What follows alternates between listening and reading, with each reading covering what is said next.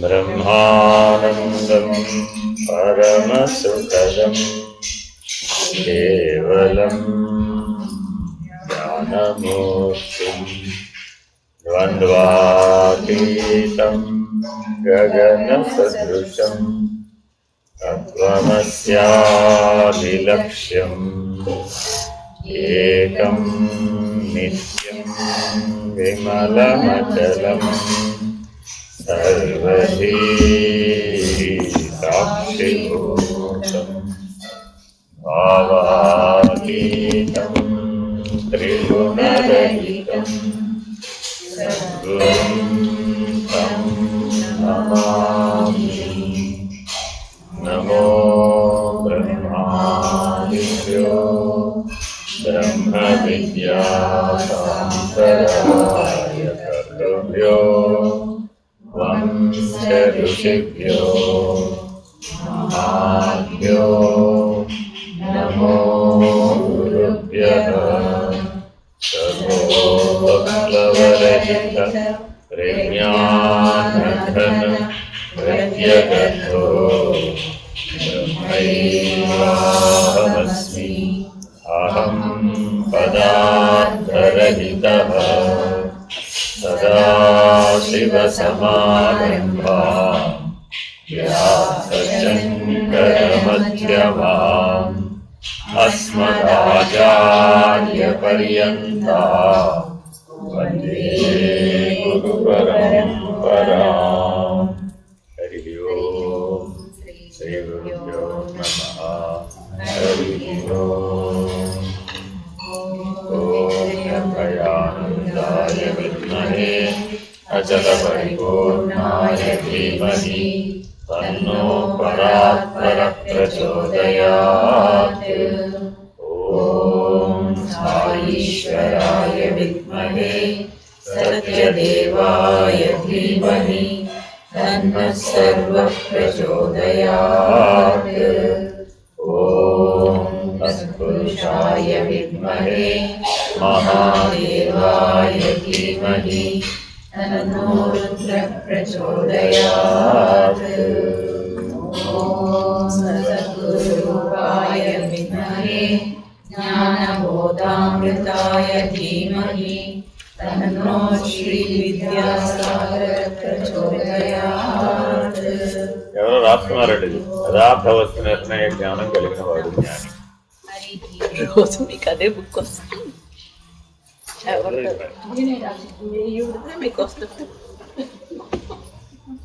రోజుకో ఎన్నిసార్లు చెప్తాను, అందుకే ఎవరి పుస్తకం వారి దగ్గర ఉంచుకోవాలి, అన్ని పుస్తకాల్లో కలిపేయకూడదు.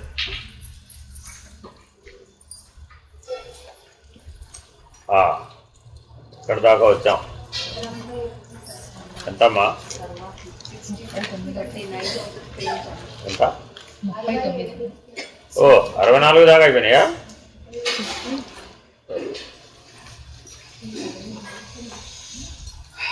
చాలా ఫాస్ట్గా అయిపోతుందండి. అపరోక్షానుభూతి. ఇప్పటి వరకు మనం చాలా అంశాలను పరిశీలించాం. క్రమానుగతంగా చూస్తే ఎక్కడ దాకా వచ్చేసాం? సర్వవ్యాపకమైనటువంటి తత్వం బ్రహ్మం, పరబ్రహ్మం. తత్వ ప్రధానమే సృష్టి. గుర్తుపెట్టుకోవాలండి, తత్వ ప్రధానమే సృష్టి. మీరు ఎప్పుడైనా సరే మీలో 2 రకాల స్పందనలు కలుగుతాయట.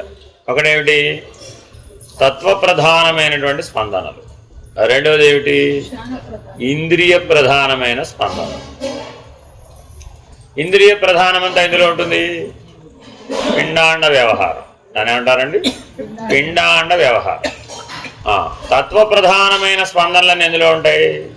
బ్రహ్మాండ వ్యవహారం. అంటే మనం ఉన్నది ఈ శరీరంలోనే కదా. సృష్టి వ్యవహారంలో మనం పాలు పంచుకుంటున్నామంటారా? పాలు పంచుకోవట్లేదంటారా? ఎలాగా? భూమి నువ్వే తిప్పుతున్నావేమిటి? సూర్యుడిని నువ్వే వెలిగించేటి చేస్తున్నావేమిటి? సూర్యచంద్రాదుల యొక్క గమనాన్ని నీవే నిర్దేశిస్తున్నావేమిటి? అంటే వాళ్ళ ఉద్దేశంలో అర్థం ఏం చెప్తున్నాడు? నీ రూపంలో కూడా పనిచేస్తున్నది ఆ బ్రహ్మతత్వమే. నువ్వేదో ఇక్కడ అన్నం తిన్నాను, వండాను పెట్టాను, లేకపోతే ఎవరో నన్ను ఏదో అన్నారు, నేను వాళ్ళని ఏదో అన్నాను అనే ద్వంద్వానుభవాలు ఎన్ని చెప్పుకున్నప్పటికీ పిండాండ వ్యవహారంలో ఏముందంతా అంతా ద్వంద్వానుభవాలే. ఇంద్రియాల పరిధిలో ఏముందయ్యా? అంతా ద్వంద్వానుభవాలే. జనన మరణాలు కూడా ద్వంద్వానుభవమే. అర్థమైందండి? జనన మరణాలు కూడా ద్వంద్వానుభవమే. అసలు ద్వంద్వానుభవం అంటే ఏంటి? అన్యోన్య ఆశ్రయం. ఏంటంటే దాని పేరు, దాని లక్షణం అన్యోన్య ఆశ్రయం. అంటే అర్థం ఏంటి?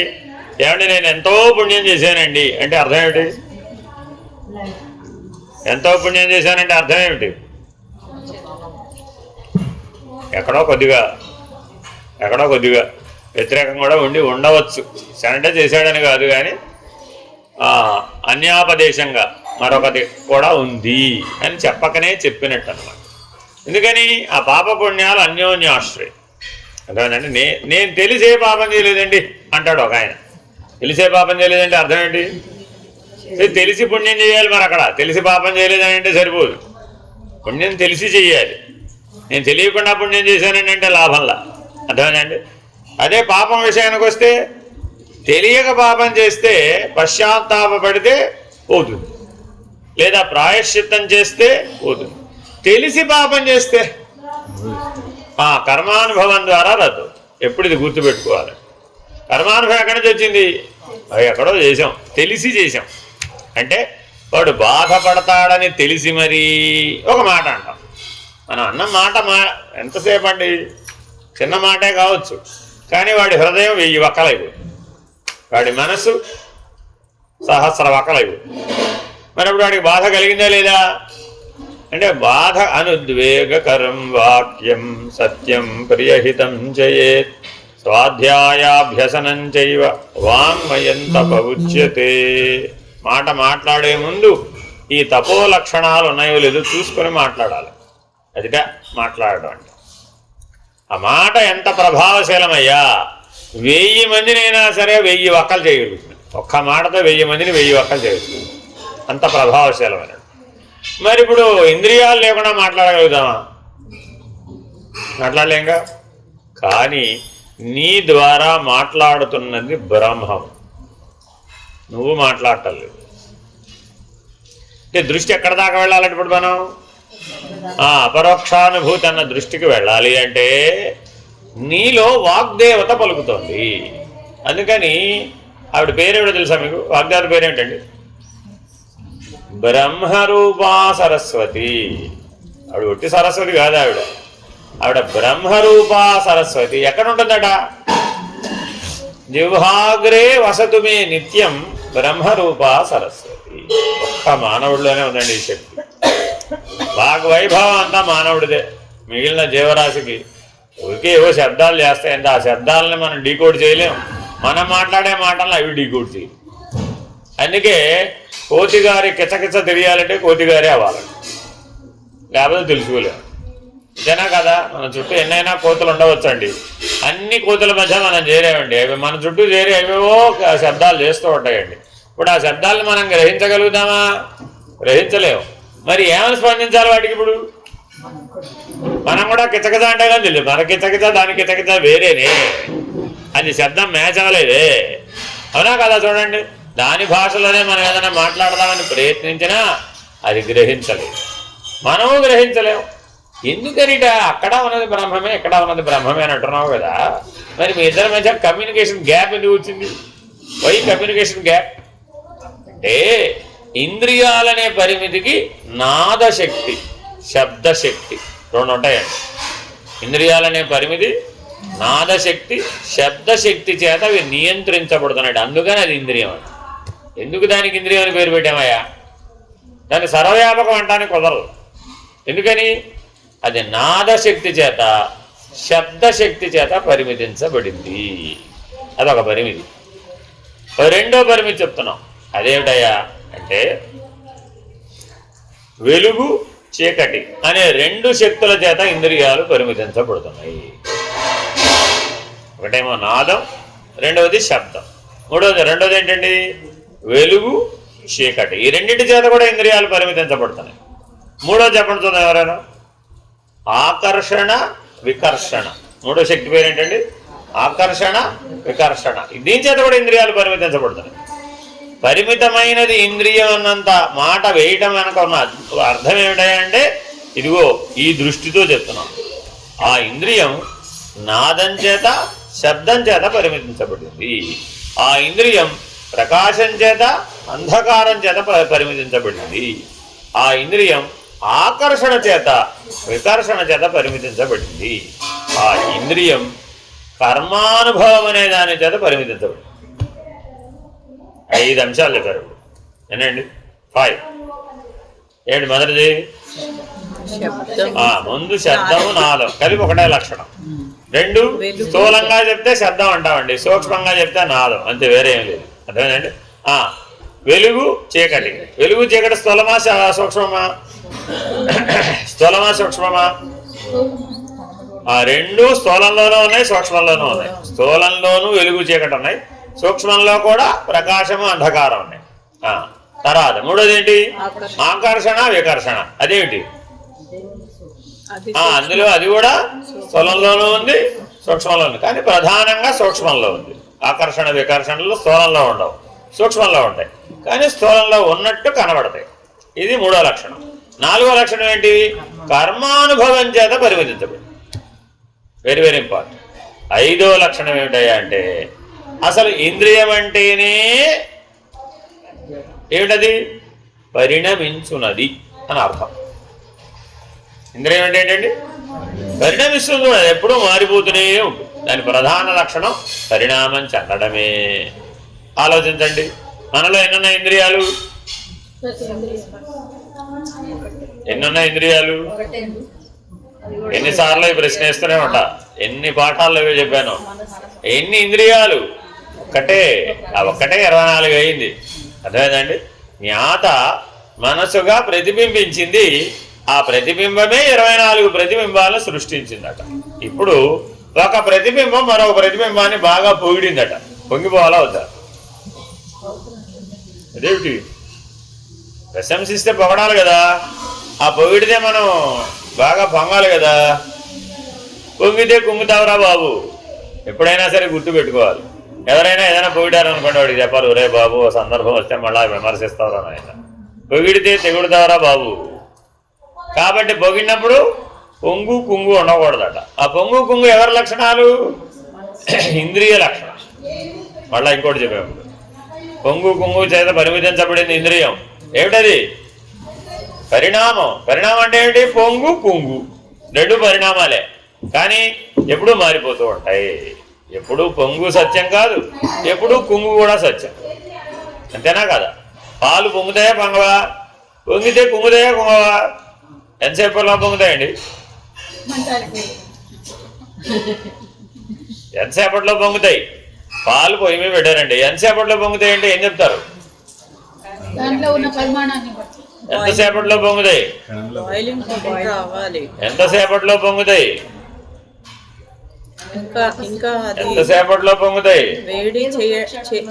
ఎంతసేపట్లో పొంగుతాయి? గమనిస్తూ ఉండు. కోడలు గారు అడిగింది, అత్తగారు ఏం చెప్పింది? అమ్మ పాలు కాచమ్మా అంది. ఇవిడేం చేసింది? పాలు పొయ్యి మీద పెట్టింది.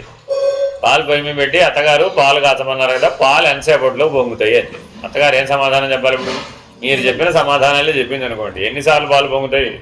చెప్పలేనన్ని సార్లు. అందుకని శాస్త్ర పరిష్కారం ఏం చెప్పింది? గమనిస్తూ ఉండు. అది అత్తగారు అంటే. ఇదే అమ్మని అడిగింది. అప్పుడు అమ్మ ఏం చెప్తుంది? నువ్వు వెళ్ళి నీ పని చూసుకొని నేను రాస్తారే కానీ ఎంత తేడా ఉందో. అదే అమ్మగారు అలా చెప్పచ్చు కదా, చెప్తే అమ్మాయిలు అవుతుంది. అంతేనా కదా? కాబట్టి చాలా జాగ్రత్తగా గుర్తుపెట్టుకోవాలండి. పాలు పొంగడం అంటే అర్థం ఏమిటంటే తత్వజ్ఞానం రావడం. నెలికి ఎక్కడ పెట్టాడు చూడండి. మీరు గృహప్రవేశం చేశారండి, ఏం చేస్తారు? ఏమిటండి పాలు పొంగించడం? తత్వజ్ఞానాన్ని పొందడానికి గుర్తు. ఎంతసేపట్లో వస్తుంది? గమనిస్తూ ఉండండి, వస్తుంది. గొప్ప సూత్రం. పాలు ఎంతసేపట్లో పొంగుతాయండి? గమనిస్తూ ఉండండి. తత్వజ్ఞానం ఎప్పుడు వస్తుందండి? గమనిస్తూ ఉండవయ్యా బాబు, తత్వజ్ఞానం వస్తుంది. చెప్పినట్టా చెప్పనట్ట? పాలు పొంగించడం కాదురా నాయన, అది గమనించమని చెప్పడం. తటస్థ లక్షణం. గమనించాలంటే గిన్నెలో భాగం అవ్వాలా, పాలలో భాగం అవ్వాలా, పొయ్యిలో భాగం అవ్వాలా? ఎందులో భాగమైనా కుదరదురా బాబు. గమనించాలంటే సాక్షి, తటస్థ లక్షణం. కాబట్టి తత్వజ్ఞానం పొందాలంటే ఏం చేయాలి? సాక్షిగా ఉండాలి. మరి ఇప్పుడు ఏం చెప్పాడు నాయన? నీకు రెండు వ్యవహారాలు ఉన్నాయి. ఒకటేమిటి? తత్వంతో వ్యవహరించటం. రెండోది ఏమిటి? ఇంద్రియంతో వ్యవహరించడం. తత్వంతో వ్యవహరించేది ఎవరు? బ్రహ్మం. అర్థమైందండి? సగుణ బ్రహ్మం. ఆ తత్వంతో వ్యవహారం అంతా ఎవరండి? సగుణ బ్రహ్మం. ఇక్కడ ఇంద్రియాలతో వ్యవహారం ఎవరు? వాడి ప్రతిబింబం జీవుడు. వీడు సాకారుడు. ఆయనకు ఆకారం లేదా అని అడిగా. ఆ సగుణంతో పాటు ఆయనకు ఆకారం లేదా అంటే, కావాల్సి వచ్చినప్పుడు ఆయన ఆకారాన్ని సృష్టించుకోగలిగిన బలాన్ని కలిగి ఉన్నాడు. అందుకని ఆయన 10 అవతారాలు ఎత్తిన ఆయన ఉన్నది ఒకటే రూపం. ఆ 10లో ఏదేంటి నారాయణ అంటే? మత్స్య కూర్మవరాహ నారసింహస్య. తర్వాత ఏంటండి? వామన భృగురామ రామకృష్ణ. తర్వాత ఏంటండి? బౌద్ధ కల్కిరేవచ. అది శ్లోకం. దశావతారాలు శ్లోకం అన్నమాట. ఇది ఇలా గుర్తుపెట్టుకుంటే సులభంగా తెలుస్తుంది. సరే, ఇంతకీ ఆ 10లో ఎవరు నారాయణుడు? ఆ 10లో ఎవరు నారాయణుడు? ఆ 10లో ఎవరు నారాయణుడు? ఎలా తెలుస్తుంది? ఎలా తెలుస్తుంది? గమనించవయ్యా బాబు. తత్వస్థితిలో కూడా ఏం చేయాలి? గమనించాలి. లేకపోతే దాంట్లో కలిసిపోతాం మళ్ళా. అర్థమేనండి? అయితే మానవుడికి ఉన్న పెద్ద సమస్య ఏమిటి? అయితే తత్వ వ్యవహారంలో అన్నా కలిసిపోతాడు, లేదా ఇంద్రియ వ్యవహారంలో అయినా కలిసిపోతాడు. అజ్ఞానం అనగా ఏమి? ఆ కలిసిపోవడమే అజ్ఞానం. సాక్షిగా ఉండడం అంటే ఏమిటి? జ్ఞానం. జ్ఞానం అనగా ఏమి? ఆ సాక్షిగా ఉంటే జ్ఞానమే. అజ్ఞానం అనగా ఏమి? కలిసిపోతే అజ్ఞానం. సరే, ఇప్పటి వరకు మనం ప్రపంచం గురించి ఆలోచించాం, జగత్తు గురించి ఆలోచించాం, అలాగే జ్ఞానం అంటే ఏమిటో ఆలోచించాం, అలాగే మిథ్యాత్వం అంటే ఏమిటో ఆలోచించాం, సత్యత్వం అంటే ఏమిటో విచారించాం. ఇవన్నీ విచారించిన తర్వాత ఇంతకీ పిండాండము బ్రహ్మాండం అని సాంఖ్య విచారణలో మీరేదో చెప్తున్నారు కదా, సృష్టి అని వ్యష్టి అని. ఆ సృష్టిలోను ఈ వ్యష్టిలోను ఒక్కడేనంటావా, వేరు వేరంటావా? ఒక్కడేనంటావా, వేరు వేరంటావా? ఉన్నది రెండే ఉన్నాయి. ఏమిటున్నాయి? అయితే సృష్టి, లేకపోతే వ్యష్టి, అంతే. ఏమండి మా శ్రీవారు లేరంటారా? ఆయనకు ఆయన ఉన్నాడు వ్యష్టి. నేను లేనంటారా? నువ్వు కూడా ఉన్నావు వ్యష్టి. అర్థమైందండి? మరి అక్కడున్న పంచభూతాలు దాని వ్యవహారం అది సృష్టి. అర్థమైందండి? మీ శ్రీవారికి పంచభూతాలు సృష్టి వేరే, నీకు పంచభూతాలు సృష్టి వేరే అంటే కుదురుతుందా? కుదరదు కదా.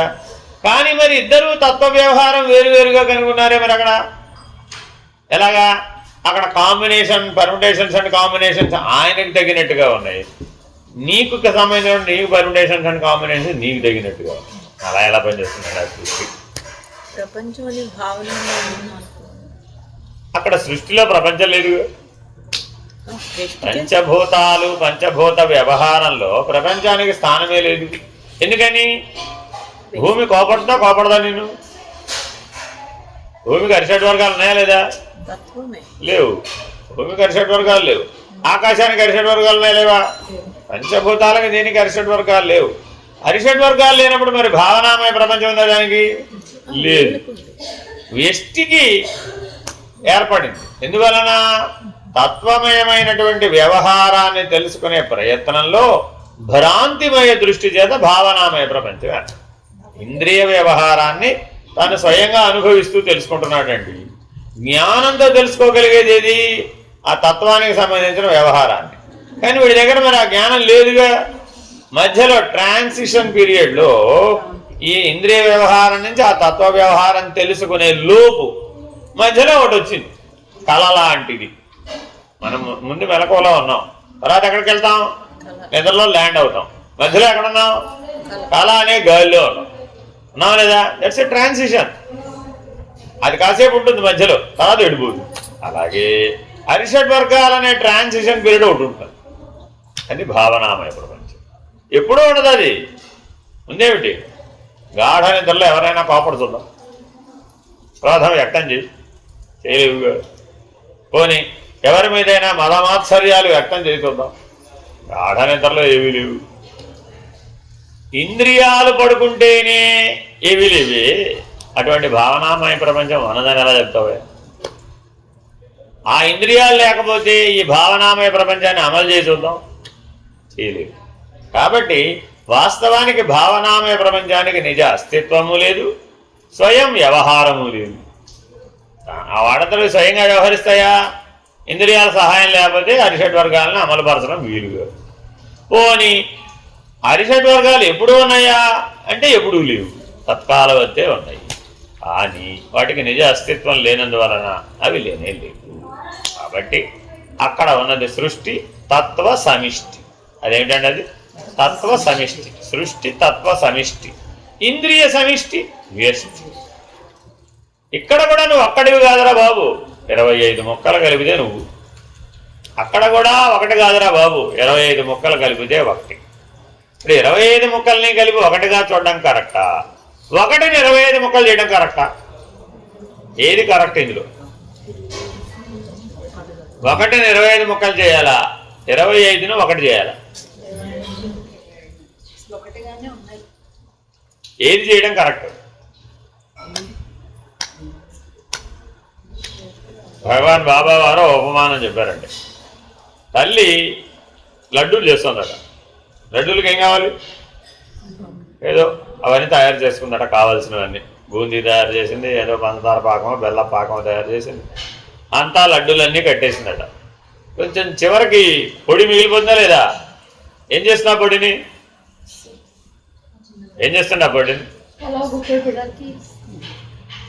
గుప్పిడి పెట్టేయడం అక్కడే మిగలదు. మిగిలితే లడ్డూనే కొడుతుంది. గుప్పిడి మిగిలితే లడ్డూ ఎందుకు కట్టకుండా ఉంటుంది? అందరిలోకెల్లా చిన్న పిల్లవాడిని పిలిచి వాడికి అది పెడుతుంది. వాడికి ఎంత ప్రేమో చూడండి. ఎంత బాగా సద్గురుమూర్తి అంటే ఎంత బాగా గమనిస్తాడు అనేది మీకు తెలుసుకోవాలి.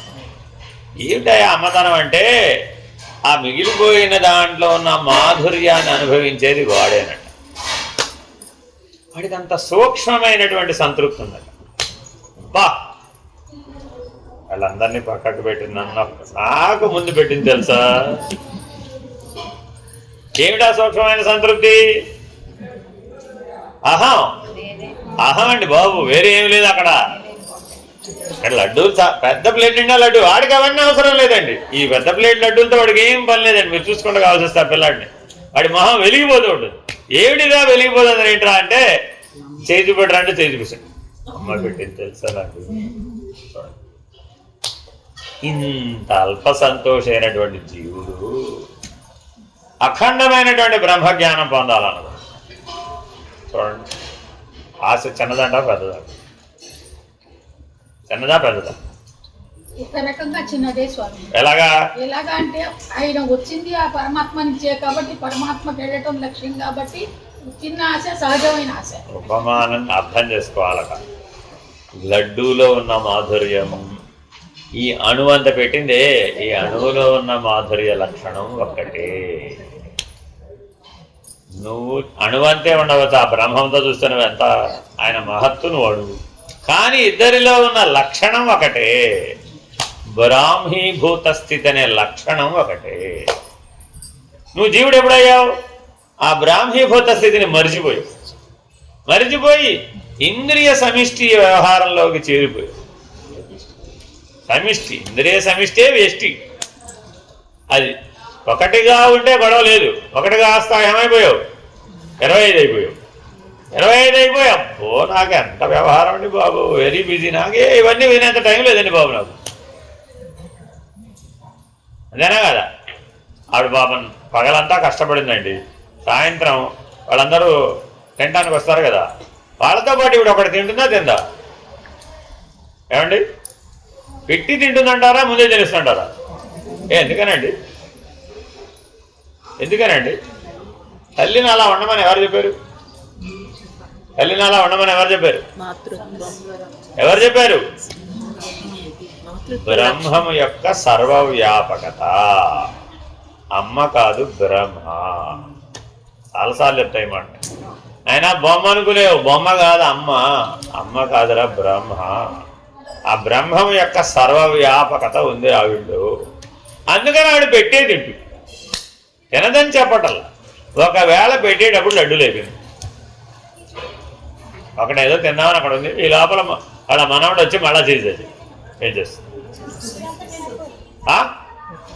అదేమిటి 25 లడ్డూలు చేసి అందరికీ తలా వడ్డిచ్చేసి ఒకటే మిగిలితే ఆ ఒకటి మనవడు వచ్చి మళ్ళా రెండోది ఎడితే ఇస్తావా ఏమిటి? ముందు నీ తినేసి. ఇప్పుడు మోడర్న్ ఏజ్ మోడల్ ఏంటి? అదంతా చివరికి మిగులుతుందో లేదో మనకు తెలియదు. ముందు తినేసి మా తల్లి తర్వాత మిగిలిన పంచిపెట్టి అప్పుడేమైంది? జీవుడు. కాబట్టి స్వార్థం కూడా సర్వవ్యాపకత ఉన్నట్టే కనబడుతున్నట. స్వార్థానికి కూడా ఆ సర్వవ్యాపకత అందరిలో కనబడాల, సకల జీవరాశిలో కనబడుతుందట. కానీ అసలు వాస్తవంగా ఈ సర్వవ్యాపక లక్షణం ఎవరిది? బ్రహ్మం. అమ్మలో అది సహజంగా ఉంది. అమ్మేమిటయ్యా బ్రహ్మ. ఆవిడ అంటే ఎవరు చెప్పక్కర్లా ఆవిడికి, ఆవిడ అలా యాక్ట్ చేస్తుంది అంతే. ఆవిడ లోపల నుంచి ఆ ప్రేరణ కలిగిస్తున్నాడట, ఆ స్ఫూర్తిని కలిగిస్తున్నట్ట, ఆ స్ఫురణను కలిగిస్తున్నట్ట. కాబట్టి ఆవిడ అలా ఉంది. ఆవిడ ఉన్నట్టు మరొకరు లేరే అంటే, ఆవిడ ఉన్నట్టు మరొకరు ఎందుకు లేరు? చూడండి, మీరు పోల్చి చూద్దామండి. మిమ్మతో సమానమైన వాళ్ళని మీ జీవితంలో ఒకటి చెప్పబోయాను, చెప్తానికి వీలు లేదు. జగన్మాత అని చెప్పాల్సింది. పోల్చాలంటే పైకి చెప్పవల్లే కానీ కిందకి చెప్పి మా పక్కింటి వాళ్ళ అమ్మ కూడా అలాగే ఉంటుంది. కరెక్టే. ఎందుకని? అమ్మ కూడా బ్రహ్మమే. చూడండి, అందుకని వేదాంతంలో ప్రవేశించాలి, సాధన చతుష్టయ సంపత్తిని సంపాదించాలంటే మాతృవత్పరధారాంశ్చ. నాయన అందరు స్త్రీమూర్తులలో జగన్మాతనే చూడు. ఆ చూడడం వస్తే నీకు బ్రహ్మతత్వం అర్థమవుతుంది, లేకపోతే అర్థం కాదు. ఎందుకని? ఇంద్రియ సమిష్టినే చూసాడు ఇక్కడ కూడా. అప్పుడేమైంది? భోగ్యంగా కనబడింది ప్రపంచం. ఎలా ఉంది? ఇది కూడా అలాగే. కాబట్టి ప్రపంచం ఎడల భోగ్య భావన ఉండాలా, యోగ్య భావన ఉండాలా, తత్వం బ్రహ్మం అనే భావన ఉండాలి. భావనలు 3 స్థాయిలు. భావనామయ ప్రపంచాన్ని విడగొడుతున్నాడు. నేను భావనామయ ప్రపంచానికి బందీని అన్నాడట ఈ జీవుడు.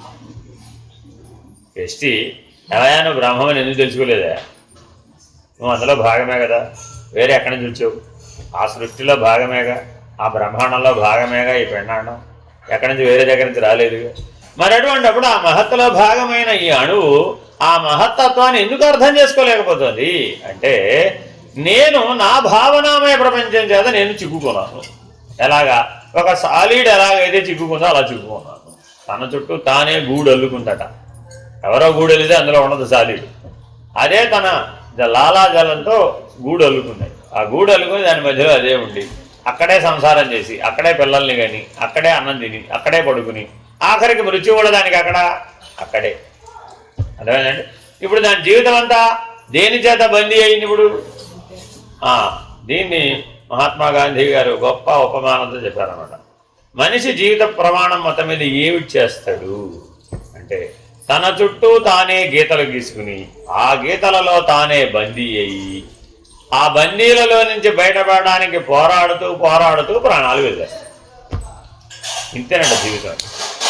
ఆ గీతలు ఎవరు గీసుకున్నారు? ఇవే గీసుకోరు అంతే. ఒక బామ్మగారికి జీవితం అంతా బడి కట్టుకుందండి. మంచిదేనా కాదా? మంచిదే. అంతేనా కాదా? మరి చివరి కాలంలో మరి ఇబ్బంది వస్తుందా రాదా? హాస్పిటల్లో పట్టుకెళ్ళారు. డాక్టర్ గారు మరి టెస్ట్ చేయాలి. డాక్టర్ గారు టెస్ట్ చేయాలంటే మనం ముట్టుకోవాలా వద్దా?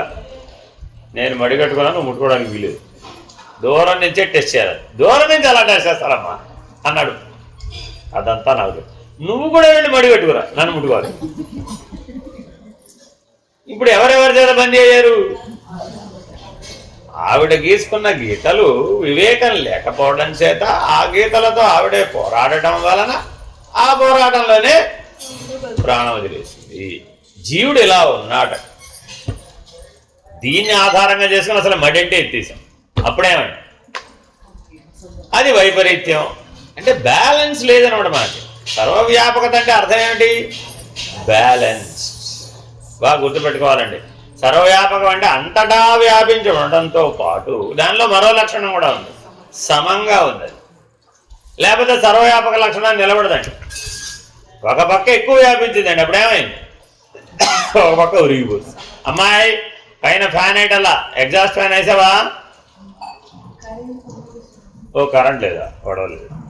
సరే, కాబట్టి ఇప్పుడు మనం విచారణ చేసే అంశం ఏమిటి? బ్రహ్మము యొక్క సర్వవ్యాపకత. మనం సర్వ అన్న శబ్దంతో 5 లక్షణాలు అవి చెప్పుకున్నట్టున్నాం. ఏమిటవి? సర్వవ్యాపకత్వము, సర్వసాక్షిత్వము, సర్వాత్మకత, సర్వాతీతం, సర్వాత్మకత, సర్వాతీతము, సర్వోత్కృష్టం. ఈ 5 లక్షణాలకు కలిపి సర్వనామం అని ఒకటి ఉంది, అది సర్వాత్మకత. ఈ 5 ఒక దాంట్లో ఇమిడి ఉన్నాయట. ఏమిటవి? సర్వవ్యాపకత, సర్వసాక్షిత్వము, సర్వాత్మకత, సర్వాతీతము, సర్వోత్కృష్టత. అందుకని దాని మధ్యలో పెట్టారండి. అటు రెండు ఇటు రెండు. ఏమిటయ్యా అంటే ఈ సర్వాత్మకతే అందులో అత్యంత ప్రధానం. ఏది సర్వాత్మకమో అది సర్వవ్యాపకం, ఏది సర్వాత్మకమో అది సర్వసాక్షి, ఏది సర్వాత్మకమో అది సర్వాతీతము, ఏది సర్వాత్మకమో అది సర్వోత్కృష్టం. 5 అత్యంత ప్రధాన లక్షణం సర్వాత్మకత. Very very important. కాబట్టి బ్రహ్మము యొక్క సర్వాత్మకతను మనం విచారణ చేసే పని చేస్తున్నాం. సరే, చూద్దాం ఎలాగో. సర్వోపి వ్యవహారస్తు బ్రహ్మణ క్రియతే జనైః అజ్ఞానాన్న విజానంతి మృదేవ హి ఘటాదికం. Very very important. సకల జీవులని ఒక పోలిక చెప్పాడు ఇక్కడ. ఏమిటండి అది? మృదేవ హి ఘటాదికం. మట్టి ఒకటే గాని కొండలు వేరు వేరే. ఏంటి పోలిక? మట్టి ఒకటే గాని కొండలు వేరు వేరే.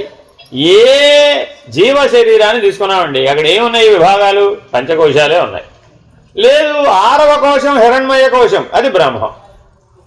6వ కోశం ఏంటండి? అది చైతన్యం, అది బ్రహ్మం, అది ఆత్మ. ఏ పేరున్నా పెట్టుకో. అర్థమైందండి? మరి ఎక్కడ తేడా ఉందయ్యా? ఎక్కడా తేడా లేదు, 5 కోశాలే ఉన్నాయి. లేదు, 6వది ఉంటే అది చైతన్యమే, అది బ్రహ్మమే, అది ఆత్మస్వరూపం. అందరిలో ఉంది, అంతటా ఉంది. కానీ వీడు మాత్రం ఏమనుకుంటున్నట్ట, ఇది చిన్న కొండ, అది పెద్ద. ఆకార భేదాన్ని, వినియోగ భేదాన్ని, వ్యవహార భేదాన్ని, ఆకార భేదం, వినియోగ భేదం, లక్షణ భేదం, స్థితి భేదం, భేదములు 5. దీన్ని భేద పంచకం అంటారు.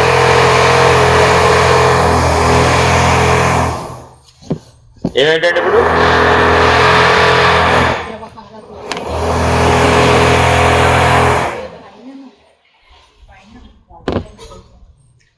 ఆకార భేదం, వినియోగ భేదం, వ్యవహార భేదం, లక్షణ భేదం, స్థితి భేదం. మర్చిపోకూడదండి.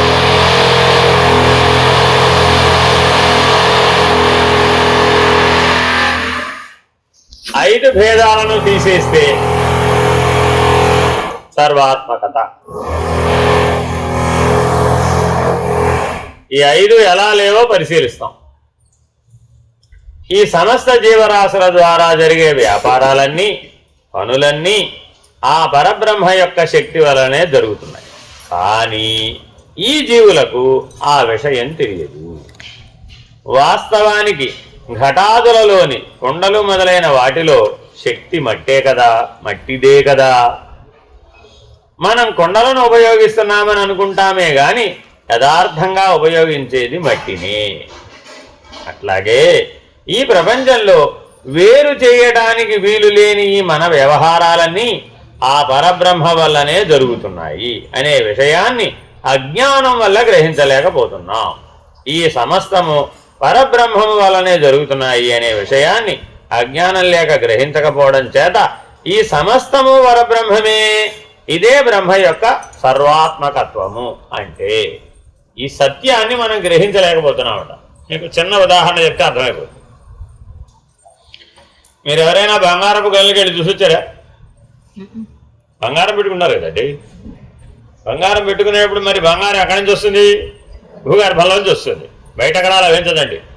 మరి భూగర్భంలోంచి లభించేటప్పుడు ఆ బంగారం ఎంత కష్టపడితే బయటకు వచ్చిందో చూసి రావాలా వద్దా? వెళ్ళి చూసి వచ్చారే అనుకోండి, ఒకవేళ ఇన్ కేస్, అప్పుడు అక్కడ ఏం తెలుస్తుందయా మీకంటే, ఒక 10 టన్నుల మట్టి తీస్తే 10 టన్నుల మట్టి భూగర్భంలో నుంచి ఎంత లోపల ఉంటుందంటే 5 కిలోమీటర్ల నుంచి 15 కిలోమీటర్ల లోపల ఉంటుందండి. నెట్ట నిలువుగా 5 కిలోమీటర్ల నుంచి 15 కిలోమీటర్ల లోపల ఉంటుంది. ఆ మధ్యలో ఉంటుంది బంగారం. పైన దొరకదండి. సినిమాల్లో చూపెట్టినట్టుగా మెకనాస్ గోల్డ్ లాగా పైన ఎక్కడో కనబడుతుంది, అదే ఉండదు. అంతేనమ్మా, మొదలు తెచ్చుకోవడమే వెళ్ళి, అంతే. ఏం ఉండదమ్మా అలాగా, అలా ఎక్కడా ఉండదు. అర్థమైందండి? కొద్దిగా ఇటు అటు ఉంటుంది అంతే, పర్సంటేజ్ వేరియేషనే తప్ప ముద్దలుగా కనబడేది ఏ ఉండదమ్మా. అదంతా భ్రాంతి, మీ ఊరికే సినిమాలు కనికట్టు అనమాట. జాగ్రత్తగా మీరు గమనిస్తే ఎంతండి? 10 టన్నులు అంటే ఒక లారీ మట్టి బయటికి తెస్తే అందులో నుంచి 2 గ్రాముల బంగారం వస్తుంది. అంటే ఎంత రేషియో అండి? ఎంత రేషియో ఏమో నాకు తెలీదు, లెక్కేయాలి ఇప్పుడు మీరు. ఎంతో మరి ఎంత వేసుకుంటే అంత. మీరు సపోజ్ మీ ఒంటి మీద 10 గ్రాముల బంగారం పెట్టుకున్నారని అనుకుందాం. అంటే ఎంత మట్టి పెట్టుకున్నట్టు? అయ్యో, ఒక లారీ మట్టికి 2 గ్రాముల బంగారం వస్తుందండి. అయ్యేమో మరి మీ ఇష్టం, దాన్ని బట్టి లెక్కేసుకోండి. మీ ఒంటి మీద ఎంత బంగారం ఉంటే మీరు అంత మట్టి పెట్టుకున్నట్టే. అయ్యేమో నీ ఇష్టం, ఎలా అయినా అనుకోండి. మీరు బంగారం ఎక్కడికి వచ్చింది? కొండకు ఆధారం మట్టి, అలాగో బంగారానికి ఆధారం మట్టి. మీరు బంగారాన్ని ధరిస్తున్నారు అంటారు, నేనైతే మాత్రం ఒక 100 లారీల మట్టి మీరు మీ మీద ధరిస్తున్నారు అనుకుంటాం. ఎందుకని ఆధారమే సత్యం కదా, ఆధేయం సత్యం కాదు కదా. ఆలోచించండి. మరి ఇప్పుడు బ్రహ్మం యొక్క సర్వవ్యాపకత అంటే ఏమిటంటే, ఆ స్క్రీనింగ్ ప్లాంట్ ఉంటుందండి, పనిచేసేవాళ్ళు ఉంటారు. ఈ స్క్రీనింగ్ ప్లాంట్లో పనిచేసే వాళ్ళని ఇన్ఫ్రారెడ్ స్కానర్తో చెక్ చేస్తారు. ఇంటికి ఏమైనా గుప్పెడు మట్టి పట్టుకెళ్తున్నాడు, బంగారం పట్టుకెళ్ళినాడు, అలాగూ చూడండి. మీరు కావాల్సి వస్తే ఎంతైన విషయం మీరు అక్కడికి వెళ్ళి చూస్తే తెలుస్తుందండి, ఆశ్చర్యపోతారు అనమాట. వజ్రాల సాన పట్టే పూనా ఉంటుందండి అక్కడ కానీ, లేదా ఈ బంగారం బయటి మట్టిలోంచి బంగారం తీసేటటువంటి ఫిల్టరేషన్ ప్లాంట్స్ ఉంటాయి అన్నమాట. అక్కడ ఈ వస్త్రాలకు పట్టుకుంటుందండి. ఆ రేణువులు పనిచేసేటప్పుడు వస్త్రాలకు తగులుకుంటాయండి. అందుకని మీరు సర్జరీ చేయడానికి లోపలికి ఎట్లా అయితే సపరేట్గా డ్రెస్ వేసుకుని లోపలికి వెళతారో, వీడు వెళ్ళినటువంటి వేసుకెళ్ళిన బట్టలను అక్కడ తీసేసి సెపరేట్ మీరు కనీసం పైన వేసుకోవచ్చు, అక్కడ అలా కుదరదండి. వీళ్ళు వేసుకెళ్ళిన బట్టలు తీసేసి పెట్టడానికి ఒక సెపరేట్ ఛాంబరు, మళ్ళీ వీడు స్నానం చేయాలండి. స్నానం చేసి ఆ లోపలికి వెళ్ళే బట్టలు వేసుకోవాలి. వేసుకుని వెళ్ళి పనిచేసి మళ్ళీ తెచ్చి అక్కడ పెట్టేసి మళ్ళీ స్నానం చేసి మళ్ళీ బట్టలు వేసుకోవాలండి. అంటే అర్థం ఏంటి? ఇక్కడ విషయం బట్టలకే కాదు, నీ చర్మానికి కూడా అంటుకుంటుంది. అది మీరు చూసుకోండి కావాల్సి వస్తే. మీరు ఎప్పుడైనా బంగారం షాప్కి వెళితే అక్కడ కంసాలు ఉంటారు చేసేవాళ్ళు, అక్కడ ఇలా చేయి పెట్టారనుకోండి, చేతికి అంటుకుంటారు బంగారం రేణువులు. ఇలా దాంతో కోస్తాడు కదా, ఆ కోసిన దగ్గర మీరు ఇలా అంటే చేతికి అంటుకుంటుందండి. తీయడం చాలా కష్టం, ముట్టుకోడాడు వాడు. అందుకే వాడు చేతితో ముట్టుకోడండి. ఎక్కడ బంగారం పనిలో కానీ వజ్రాల పనిలో కానీ చేతితో ముట్టుకొని అంతా మిషనే. పైగా సాయంత్రం ఒక 2 గంటలు టైం తీసుకుంటారు. దేనికో చెప్పండి? మైనపు ముద్దలు దొరిలిస్తారనమాట అటు ఇటు ఆ ప్రాంతం అంతా. ఈ బంగారపు రేణువులని అందులోకి వచ్చేస్తాయట. అలా జరుగుతోందట హిరణ్మయ కోశం. ఎంత గొప్ప ఉపమానం! హిరణ్మయ కోశం అంటే ఏమిటయ్యా? ఈ జీవులన్నీ ఇక్కడి నుంచి వెళ్ళిపోతున్నాయే, ఈ వెళ్ళిపోయినవన్నీ ఎందులోకి చేరిపోతున్నాయట? అందులోకి చేరిపోతాయి. మళ్ళా బంగారం కావాలంటే ఏం చేయాలి? అంతే. కరిగితే ఏమైపోయింది? మళ్ళా వెళ్ళిపోయింది. మళ్ళా బంగారం వచ్చేసి కనీసం ఒక బంగారం షాప్లో అలాగా వెతికి పట్టే బంగారం గురిగింజ ఎత్తు ఉంటుందట. గురిగింజ అంటే అదేదో గురువింద గింజ అంటారు కదా, దాన్ని గురుగింజ అంటారు అన్నమాట. అంటే ఒక వారం 7 గురుగింజలు కలిపితే ఎంత తెలుసా మీకు? అమ్మాయి బరువు ఎంతయ్యా అంటే 7 గురుగింజలు ఎత్తట. ఏమో మరి నాకు తెలియదు. 21 గురిగింజలు అయితే ఒక చిన్న మండి, ఒక అట్లాంటి 20 చిన్నాలు అయితే 1 గ్రాము. అన్ని ఇప్పుడు ఎన్ని రోజులు కష్టపడాలి? 21 + 20 41 రోజులు కష్టపడితే గానీ 1 గ్రామ్ బంగారం వాడు పట్టుకోలేడు. నారాయణ, ఆ 1 గ్రామ్ బంగారం కోసం అంత కష్టపడి పడతాడు లేబా అన్నాడు. అదయ్యా బాబు, అదే మిగిలేది. మిగిలిందంతా దానికోసం అంత కష్టం ఎందుకు పడతారు? అదేనమ్మా, అదే మిగిలేది. కాబట్టి మిగిలిందంతా వాడి పెట్టుబడి పెట్టిన దానికి, వాడు చేసిన వ్యాపారానికి, వాడి భోజనానికి, స్టాఫ్ శాలరీస్కి అన్నిటికీ ఖర్చు పోగా చివరికి మిగిలేది ఏమిటయ్యా అంటే ఆ నెల రోజుల కష్టంలో ఆ 1 గ్రామ్ బంగారమే మిగులుతుంది. 1 గ్రామ్ విలువ వాడంతా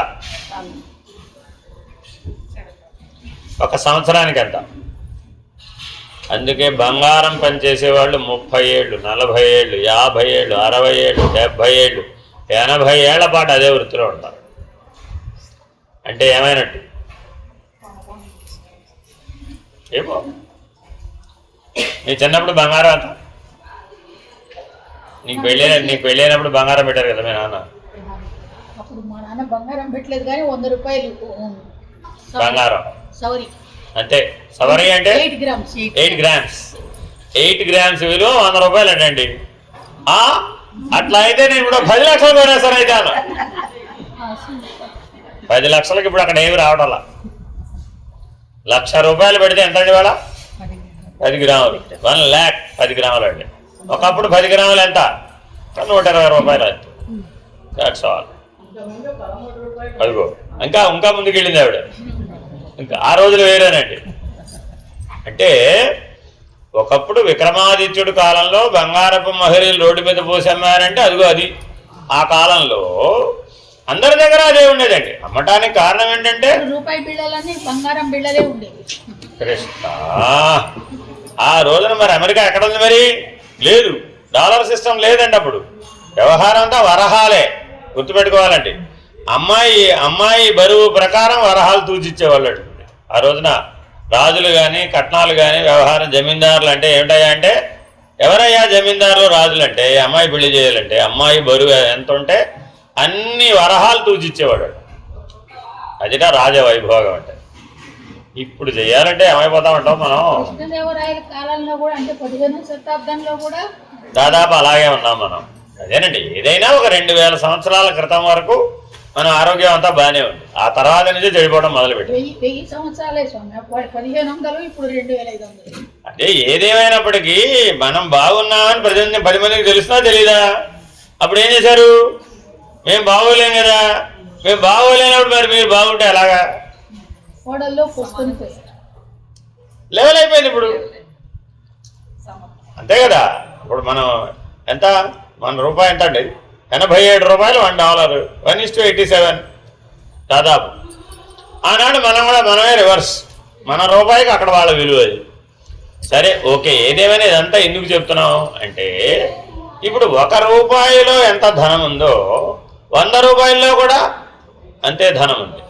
1 వరహాలో ఎంత బంగారం ఉందో 1 గ్రాములో ఎంత బంగారం ఉందో కొండంత బంగారంలో కూడా అంతే బంగారం. తేడా ఉందంటారా? లక్షణ సామ్యం. దీన్ని ఏమంటారండి? లక్షణ సామ్యం.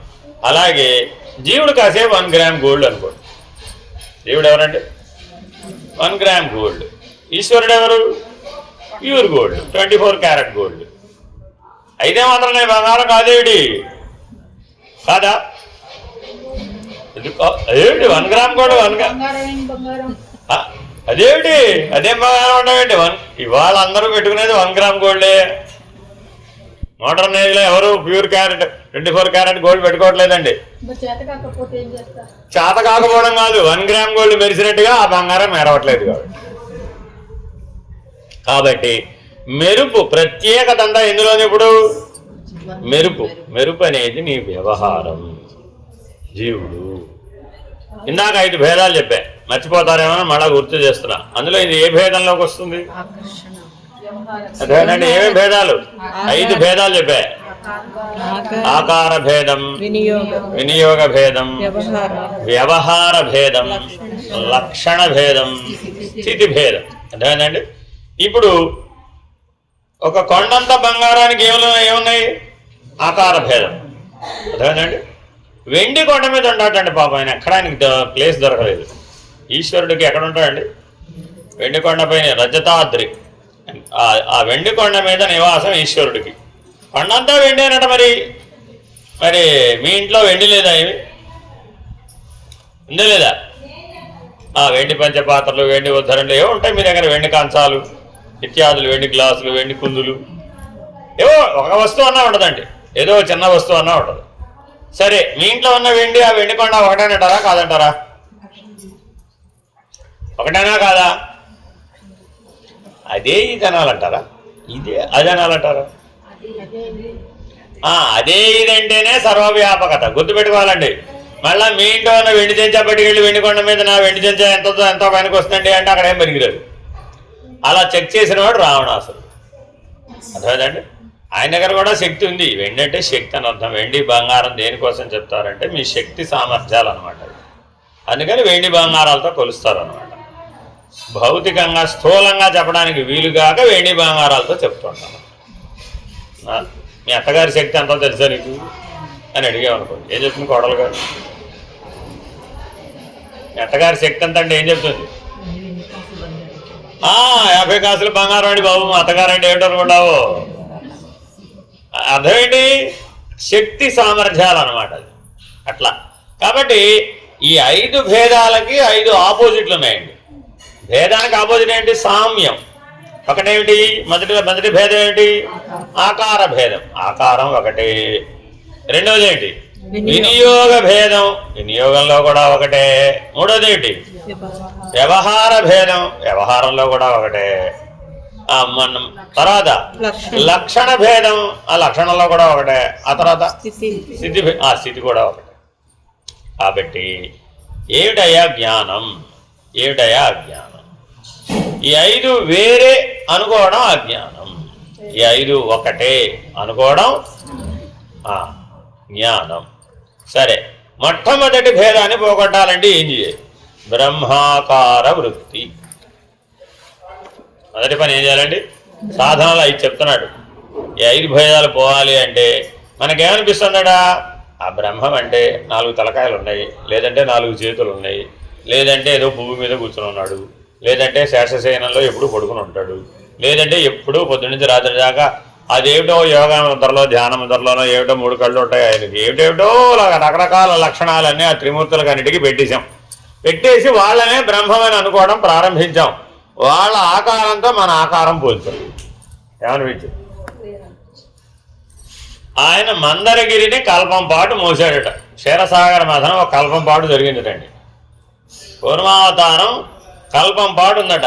వాళ్ళు చిలుపుతూనే ఉన్నారట, వస్తూనే ఉన్నాయట.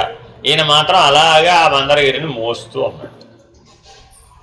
ఆయనకి మనకేమైనా ఆకారం సామాన్యం చెప్దామా? తాబేలాగానే ఉన్నామంట మనం, లేవా? అలా స్థూలంగా చెప్పారా? ఇప్పుడు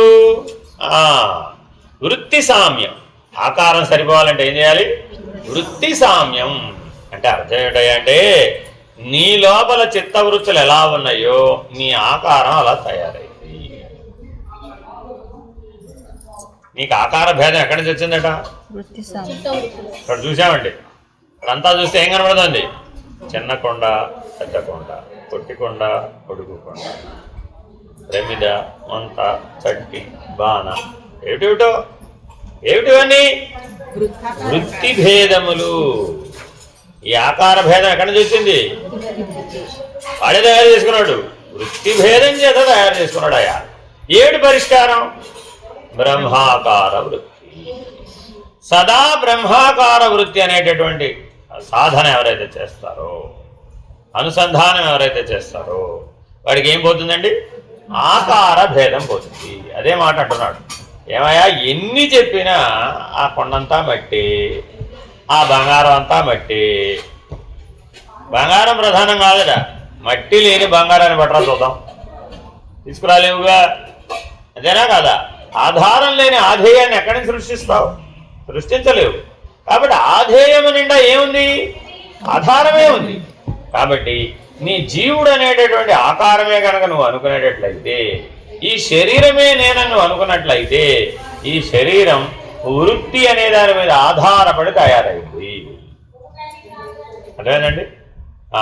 మీ అందరికీ ఒక ఏమిటండి మీ వృత్తి అని పూర్వం గ్రామాల్లో అడిగేవాళ్ళండి. ఇప్పుడు కూడా మీ దాంట్లో కూడా ఉంటుందండి. ఏమిటండి అది? ప్రొఫెషన్. ప్రొఫెషనల్ అంటామా? అంటాం లేదు. ఏంటి మీ వృత్తి? ఏదో ఫలానా ఫలానా ఫలానా, నేను కొండలు చేస్తానంటే, నేను ఏదో బంగారపు కొండలాలు చేస్తానంటే, ఏదో కొండలు చేసేవాడు ఒకడు, కొండలాలు చేసేవాడు ఒకడు. కానీ రెండింటికి మరి ఏదో ఒక ఆధారం ఉండాలి. ఆయన చేస్తాడు ఏమిటి? ఆయనే చేస్తాడు, కానీ ఒక ఆధార వస్తువు ఉండాలి అక్కడ. అది లేకుండా ఆయన కొండ చేయలేడు, ఈయన కొండలాలు చేయలేడు. అర్థమైందండి?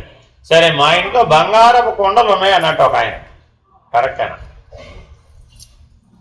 బంగారపు కొండలాలు ఉంటాయా? ఆయన బంగారపు కొండలు ఉంటాయా అన్నాడు. అవి కొండలాలు కాదయ్యా, కొండలేనన్నాడు. అదేమిటి? మట్టేగా. దీనికి ఆధారం మట్టే, దానికి ఆధారం మట్టేరా బాబు. మట్టెనే బ్రహ్మాకార వృత్తి ద్వారా చూస్తే కొండలములైనా మట్టే, కొండలైనా మట్టే. నేను ఒప్పుకోను. మీరు ఇంత అన్యాయంగా తీసిపడేస్తారా మా బంగారాన్ని? ఒప్పుకుంటారా మీరు? దేని ప్రకారం ఒప్పుకోవాల్సి వచ్చింది ఇప్పుడు? ఆధార దృష్టి. సర్వజీవులకు ఆధారం ఆ బ్రహ్మమే. కాబట్టి బ్రహ్మాకార వృత్తి ద్వారా చూసామట. సరేలే, వాడు బ్రహ్మమే, వీడు బ్రహ్మమే, వీడు బ్రహ్మమే. అటు చూసాడట ముందు అటు చూసామేంటి? వాడు బ్రహ్మమే, మరి వీడు బ్రహ్మమే. ఇట్లా ఎవడైతే సర్వదా సర్వకాలేషు సర్వత్ర, బ్రహ్మాకార వృత్తికి 3 లక్షణాలండి. ఏమిటవి? సర్వదా సర్వకాలేషు సర్వత్ర, ఒకే పనిలో ఉండాలి. ఏమిటా ఏకవాక్య తీర్మానం? బ్రహ్మాకార వృత్తి.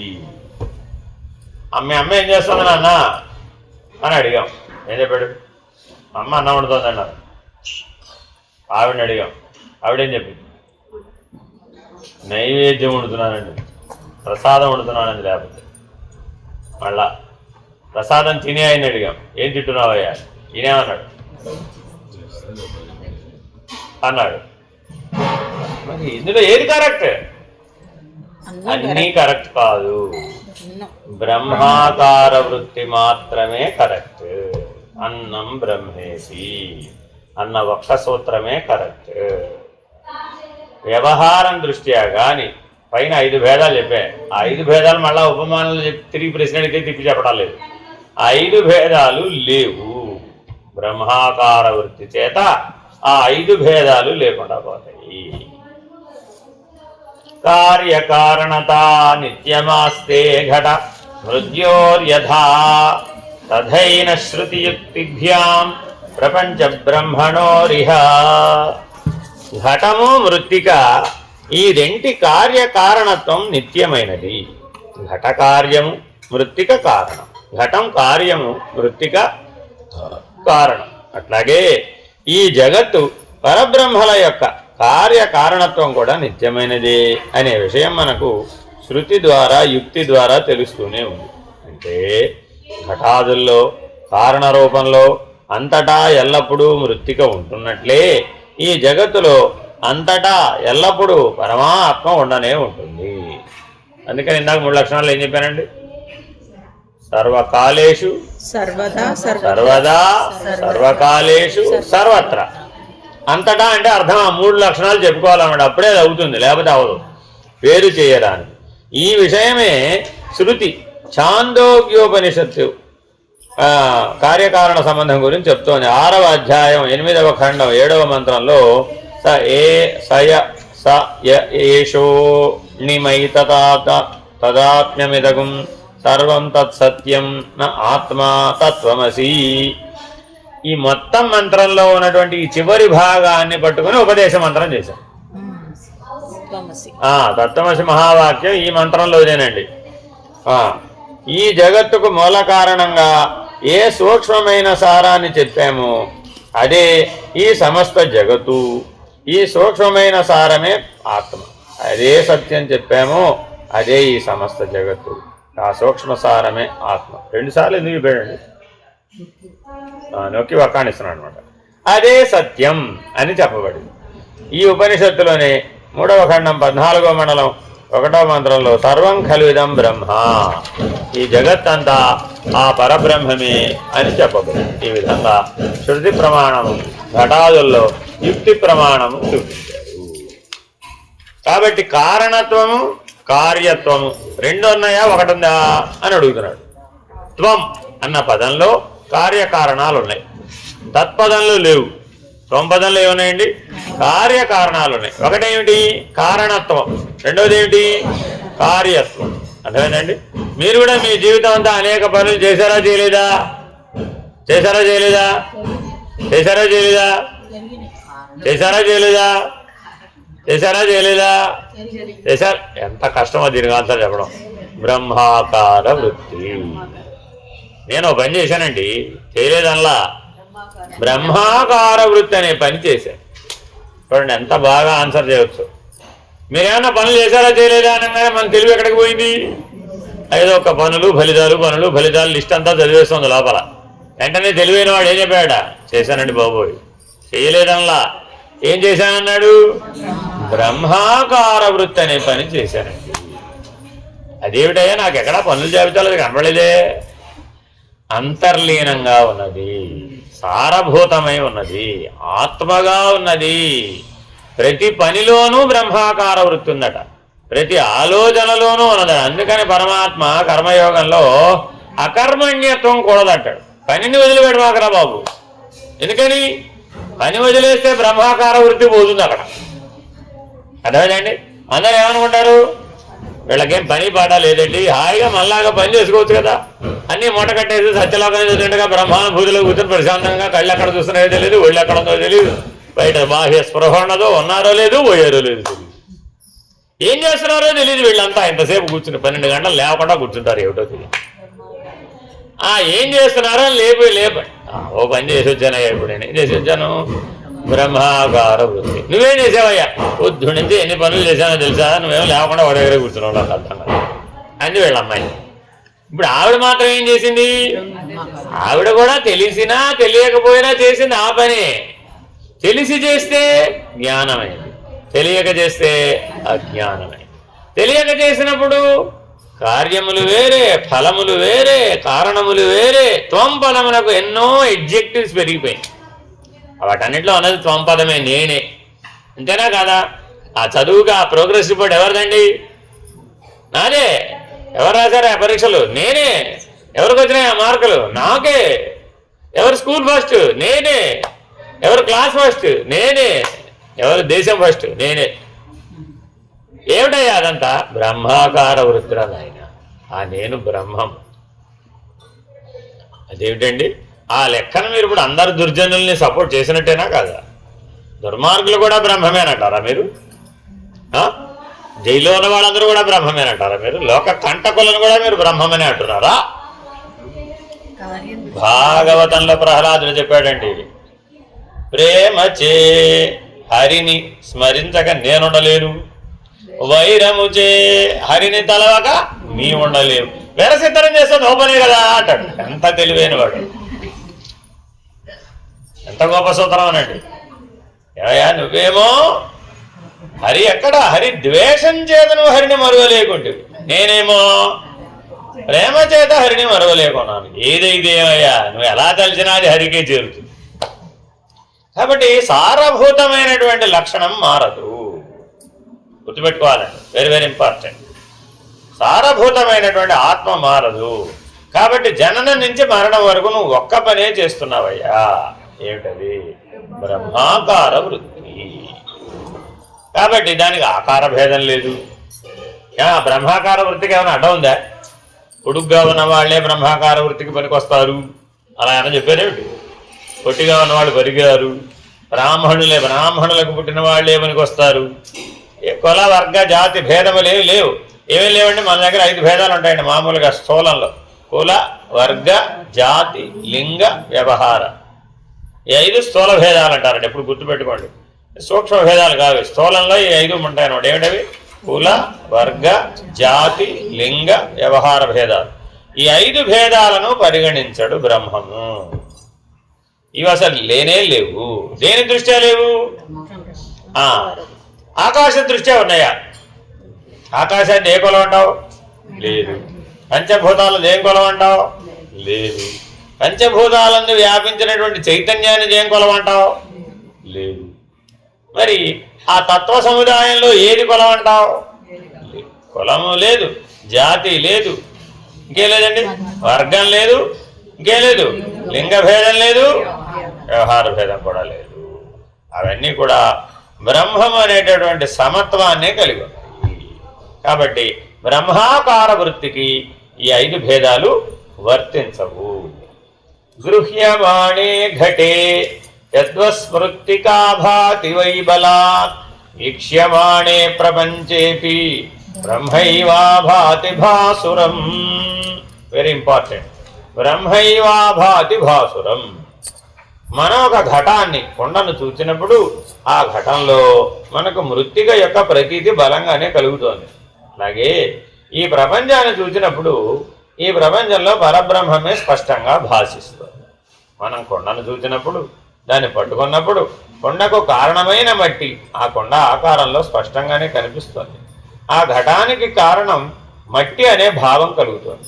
అలాగే నిత్యము మార్పు చెందుతూ అనేక రూపాల్లో కనిపించే ఈ జగత్తును చూసినప్పుడు, దానిని గురించి ఆలోచించినప్పుడు ఈ జగత్తుకు మూలంలో కారణభూతంగా ఏ మార్పు లేకుండా నిత్యము ఉండే ఆ పరబ్రహ్మమే గోచరిస్తుంది. Very very important. విచారణ చేయకుండా కనపడలేదు. ఏం విచారణ చేయకుండా కనపడలేదు? కనబడుతున్న దాని యొక్క మూలాన్ని తత్వదృష్టితో విచారణ చేయకుండా కనపడలేదు. Very very important. క్షీరే సర్పిరివాఖిలే ఆత్మబోధలో ఉంటుందండి. ఆత్మ ఎలా ఉందయ్యా? పాలలో వెన్నంతా ఎలా వ్యాపించి సారభూతమై ఉన్నదో అలా ఆత్మ ప్రపంచం అంతా వ్యాపించి ఉన్నది, జగత్తంతా వ్యాపించి ఉన్నది బ్రహ్మము. ఎలాగా? ఇదే ఉపమానం. క్షీరే సర్పిరివాఖిలే. ఒక బొట్టు పాలు తీసుకున్నట్టు. ఒక బొట్టు పాలు తీసుకుంటే ఆ ఒక బొట్టు అంతే వెనకూడదు, కొండంత పాలు తీసుకున్నట్టు. కొండంతా వెన్న ఉంది, కొండంత పాలు తీసుకున్నట్టు ఆ కొండంతా ఉందిగో. ఇంత అంతం లేదయ్యా బాబు, అంతటా వ్యాపించి ఉంది అంతే. ప్రతి అణువు నుంచి మహత్తు దాకా వ్యాపించి ఉంది. నాకు కనపడదే మరి. అంతటా ఉన్నదంటున్నావు కదా, నాకు కనపడదే మరి అన్నట హిరణ్యకశిపుడు. ఇందుకు గెలడందు లేడని సందేహము వలదు, చక్రి సర్వోపగతుండు ఎందు వెదక చూచిన అందం చేయగలడు. ఏమిటండి చక్రి అంటే? చక్రి అంటే ఏమిటండి? చక్రాన్ని ధరించిన వాడేనా? అదొక వాచ్యార్థం. చక్రంలో ధరించిన వాడు ఒక వైపరీత్యంలో అయితే మీ మీ మీ శ్రీవారు కొమ్మరివాడే.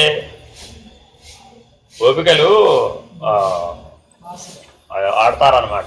ఆట ఆడుతూ అమ్మ మీ శ్రీవారు ఎవరమ్మా అని అడిగితే మా శ్రీవారు చక్రి అంటాడు. ఆవిడ చక్రి అంటే రాధగారు అంటుంది అనమాట. శ్రీవారు ఎవరమ్మ అంటే చక్రి. ఓహో, చక్రంలో ధరించిన వాడా? అయితే కొమ్మరివాడా?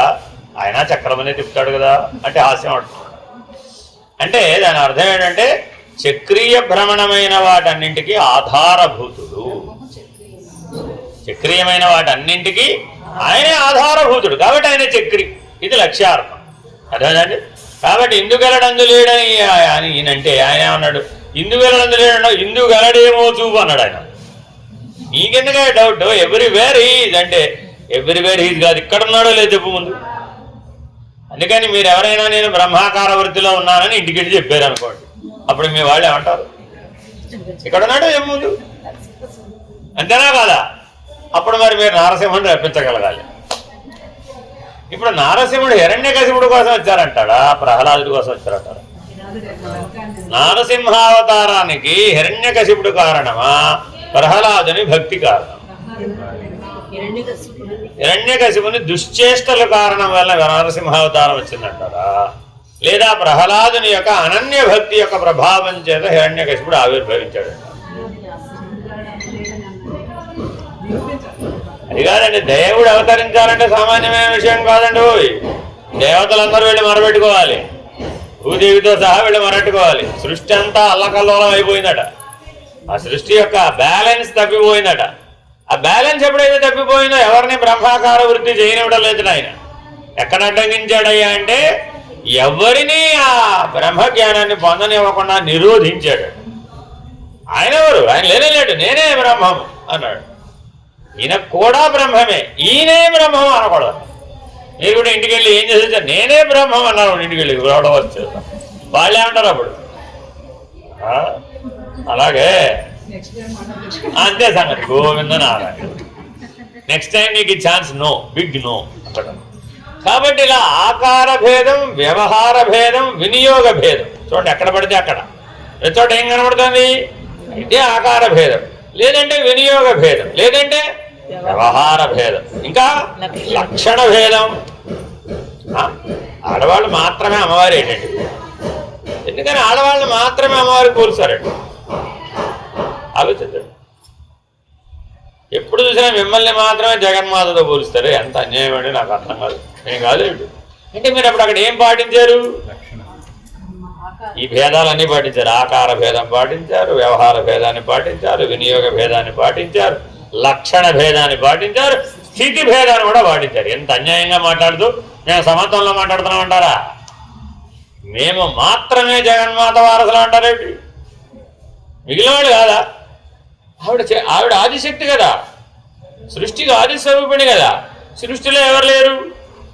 అందరూ సృష్టిలో ఉన్నవారే. మరి ఆవిడ ఎవరిలో లేదు? అన్ని రూపాలు ఆవిడవే, అన్ని వ్యవహారాలు ఆవిడవే, అన్ని ఫలితాలు ఆవిడవే. కేవలం ఆకార సామ్యం చేత మేము మాత్రమే జగన్మాతలం అనడం పొరపాటు కదా. ఎంత పెద్ద ఆక్షేపణ అండి. అంత సులభంగా ఒప్పుకునేది కూడా కాదు మీరు. అందుకనే శ్రీ విద్యోపాసకులు ఆడవాళ్ళ కంటే మగవాళ్ళు ఎక్కువ మంది ఉంటారు. చాలా మంది ఆడవాళ్ళకి శ్రీ విద్య ఇవ్వడానికి కూడా ఇష్టపడరు. అదిగో ఎవరండి? కానీ పరంపర అంతా కూడా మగవాళ్ళే ఉంటారు. వీళ్ళు చేసినంత పటిష్టంగా శ్రీ విద్యోపాసన ఆడవాళ్ళు చేయలేదు. ఎందుకని చేయలేరమ్మా? దానికి కూడా ఒక రహస్యం. ఎందుకని ఆడవాళ్ళు అంత ఉపాసన బలంగా చేస్తాను? చాలా కష్టపడాలండి. శ్రీ విద్యోపాసన బాగా కష్టపడాలి, చిత్తశుద్ధి బాగా ఉండాలి, అటు ఇటు చంచలత్వం ఉంటే పనికిరాదు.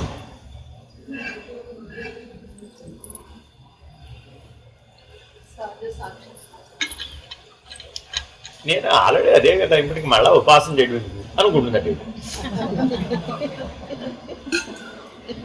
ఆవిడ ఏమనుకుంటుందంటే నేను ఆల్రెడీ అదే కదా, నేను ఎవరిని? అంతా ఒకటే ఉన్నాం కదా. అయ్యో, ఆకార సామ్యం, వ్యవహార సామ్యం, వినియోగ సామ్యం, భేదం కాదు. ఇప్పుడు అక్కడ ఇడిదిరి చూసేప్పటికి ఏమైపోయింది? ఆ 5 పోలికలు సరిపోతున్నాయండి నాకు. ఇంకా వాళ్ళని ఏం తెలుసుకునేది ఏమిటి? నేనే అది. చూడండి, అహం బ్రహ్మాస్మి అనటం మీకు అక్కడ చాలా ఈజీ అట. ఎందుకని? ఆ సామ్యత్వం వలన. వీళ్ళు ఎందుకంత నానా కష్టాలు ఉపాసన చేయాలట? అవి లేకపోవడం. అందుకని మీకు అవన్నీ అక్కర్లేదమ్మా, ఏదో శ్రావణ మంగళగౌరి వ్రతం, వరలక్ష్మి వ్రతం చేసుకోండి చాలు, మీకు అవి చాలు, మీరు ఆల్రెడీ అదే అంటాం. కానీ మీరేమంటారు? అదే కుదరదండి, బాల ఇవ్వాల్సిందే, పంచదశి ఇవ్వాల్సిందే. అయ్యో రామ, అవన్నీ అక్కర్లేదమ్మా మీకు అంటాం. వింటే అట్లా చెప్తే వింటారా? ఏమంటారు? లేదండి, ఉపదేశం ఇవ్వాల్సిందేనండి. రామను అదేనమ్మా తల్లి. అట్లా అనుకో, కాసేపు అయ్యండి యూఆర్ వన్ అని అనుకుంటే ఏమైంది? నీకు సహజంగా ఈ జన్మలో అవకాశం ఇచ్చేసాడుగా భగవంతుడే ఇచ్చేసాడు నీకు. నువ్వు కొత్తగా ఇప్పుడేం ఉపాసన చేయక్కర్లే. ఎవరైనా ఉపాసన అంటే నాకు నవ్వొస్తున్నాడు. అయ్యో రామ, ఇప్పుడు ఉపాసన చేయడం ఎందుకు? ఉపాసనలు ఉపవాసాలు అవసరం లేదండి. ఎందుకని? అది అయ్యేమన్నా అని గుర్తించడమే అక్కడ. అందుకని జ్ఞానంలో వీటికి ఏం ప్రాధాన్యత లేదండి. మీరేం పారాయణ చేశారనండి, నేనేం పారాయణ లేదు. ఆహా, మరి ఎలా? అది ఇది ఒకటని చూసేవాడు ఇంకేవాడు అక్కడ. కళ్ళు ఎదురుకుండా ఉంటే అమ్మవారు మళ్ళీ అక్కడెక్కడో, అదేమిటి మణిద్వీపంలో ఉందండి బాబు, అక్కడికి వెళ్ళి చూసేవాళ్ళు అంతే. మళ్ళా ఇది ఎక్కడుందో తెలియదు, అంతేనా కదా? మణిద్వీపవాసిని ఏమండి, చెప్పలేమండి బాబు. అది అలా చెప్పకపోతే నువ్వు ఎందుకని అది ఉపాసనా విధానం. అంటే అర్థం ఏంటి? ఏకాకార వృత్తి. రెండో మాట చెప్తున్నాడండి. ఏంటండి ఇది? ఏకాకార వృత్తి. మొదటిది ఏంటి? బ్రహ్మాకార వృత్తి. దాని నుంచి నువ్వు ఎక్కడికి ఎదగాలట? ఏకాకార వృత్తి. అసలు నాకు వేరే ఎక్కడ ఉందండి బాబు? రెండోది లేనే లేదు. రెండోదే లేదు అసలు అక్కడ. మళ్ళా బ్రహ్మాకార వృత్తి అంటే ఒకటి చేసేవాడు ఒకడు, అయ్యేది ఒకటి. అలా ఏం లేదు ఇక్కడ. ఏకాకార వృత్తి. ఈ రెండవ లక్షణాన్ని ఎవరైతే పట్టుకుంటారో వాళ్ళకి ఎప్పుడు ఏది తోచిందట? ఒక కొండను చూస్తే మట్టి ఎలా స్ఫురించిందో, ఒక కొండలాన్ని చూస్తే బంగారం ఎట్లా స్ఫురించిందో. అంటే ప్రధానం అప్రధానం. అక్కడ రెండు ఉన్నాయి ఒకే చోట. ఒకటేమిటి? అప్రధానం. రెండోది ఏమిటి? ప్రధానం. కానీ ప్రధానం ఎప్పుడు ఏకాకారమే కదా, దాంట్లో ఏం భిన్నత్వం లేదు. అప్రధానంలోనే అన్ని భిన్నత్వాలు ఉన్నాయి. కాబట్టి అప్రధానాల్ని పక్కకు పెట్టు, కేవలము ఏకాకార వృత్తితో చూడు.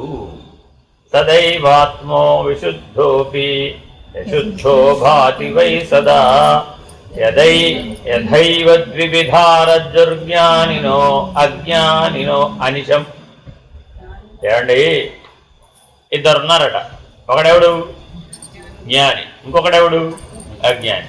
జ్ఞానికి ఎలా కనబడుతుందట? తాడులా కనబడుతుంది. అజ్ఞానికి ఎలా కనబడుతుందట? పాములా కనబడుతుంది.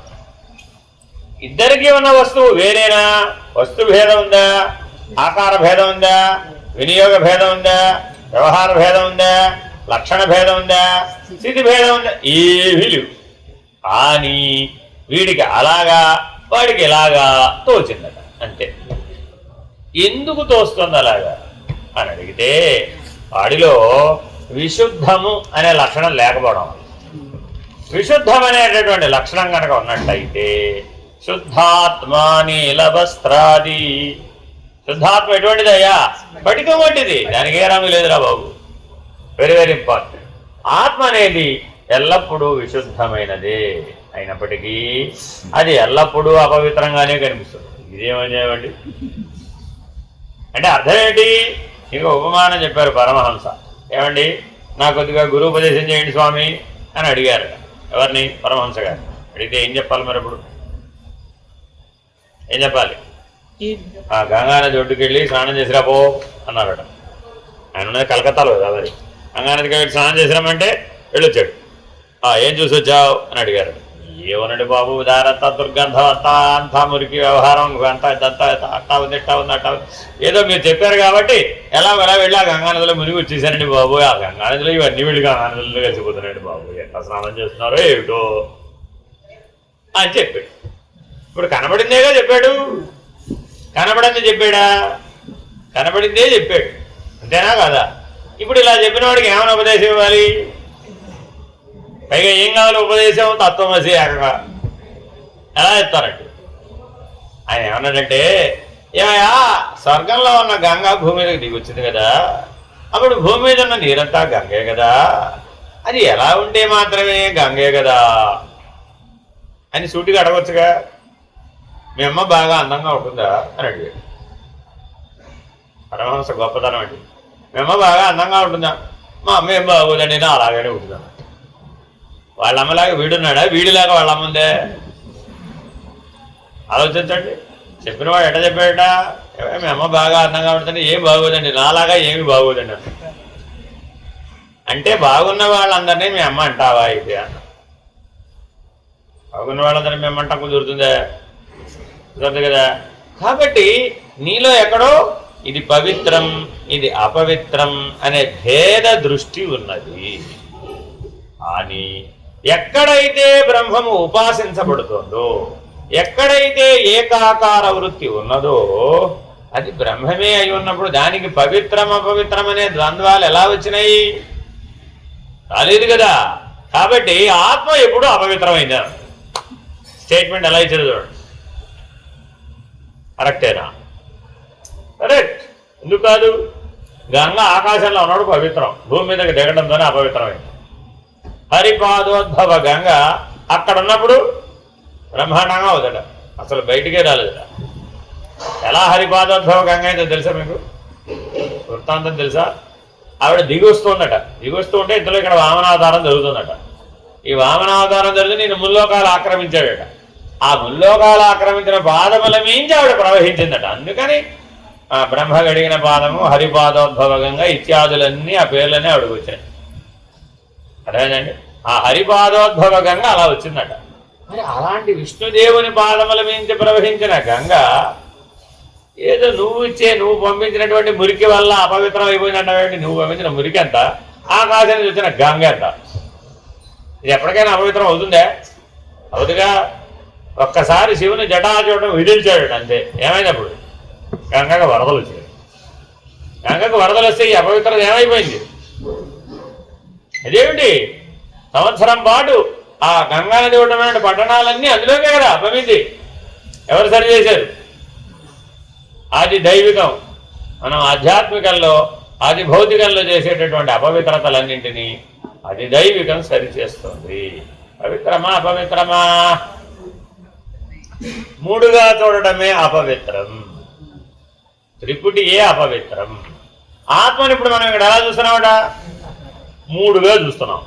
అందుకని ఆత్మ అన్ని చోట్ల ఎలా గమనించబడుతుందట? అపవిత్రంగానే చూడబడుతుంది. కానీ మరి ఆత్మ పవిత్రమేనా? కానీ యథార్థ వస్తుతత్వం ఏకాకార వృత్తి. అది ఎప్పుడు ఏకమే. నీకు మూడుగా కనబడినంత మాత్రాన అది అపవిత్రం కాదు. అందుకని ఏమంటున్నాడు చూడండి, అంటే త్రాడు అనేది జ్ఞానవంతుడైన వాడికి త్రాడుగానే కనిపిస్తుంది, అజ్ఞానికి పాముగానో మరొక విధంగానో కనిపిస్తుంది. ఆత్మ అనేది ఏ విధమైన వికారం కానీ మలినం కానీ పాపం కానీ లేకుండా విశుద్ధంగా ఉన్నప్పటికీ మన అజ్ఞానం వల్ల అది వేరు వేరు రూపాల్లో మలినమైనదిగా మార్పులు పొందుతున్నట్లుగా కనిపిస్తోంది. అట్లా కనిపించడానికి కారణం అజ్ఞానమే, భ్రాంతే. ఈ విషయానికి దృష్టాంతంగా తాడును చెప్పారు. ఒక ఆవిడ బంగారపు గొలుసు ఎప్పుడు మంగళసూత్రం కట్టినప్పుడు ఆ తాడుతో పాటు వేసుకుంటాడు. అంతే కదండి, మీరు అందరూ ఎప్పుడు వేసుకుంటారు? అదే ఆ వివాహం అయిపోయిన 2వ రోజో 3వ రోజో ఏమిటది ఆ 9 పూసల దారాన్ని 9 ఏమిటది సూత్రాలు 9 పోగుల దారాన్ని తీసేది పడేస్తారు. దాని ప్లేస్లో ఓ బంగారపు తాడు ఎక్కిస్తారు. ఏదో మొత్తానికి వేసుకుందండి ఈవిడ. వేసుకుని 16 సంవత్సరాల పాటు తీయలేదు. తీయాల్సిన అవసరం రాలేదు. బాగా గట్టిగా పలుపుతాడు లెవెల్లో 1 కేజీ బంగారంతో చేయించుకోవాల్సిన పని ఉంది. మరిగా అలాగే ఉండిపోయింది. అది కరిగిపోలేదు, విరిగిపోలేదు. కానీ దానికి ఒక పని జరిగింది. ఏం జరిగింది? ఒక మార్పు వచ్చింది. ఏమిటది? వన్నె తగ్గింది. ఏం తగ్గిందండి దానికి? 16 ఏళ్ల తర్వాత చూస్తే బంగారం కాదేంటి అయితే? అలా కుదరదండి బాబు. మెరిస్తేనే కదా బంగారం. బంగారం అంటే ఏంటి? మెరిసేదంతా బంగారమే.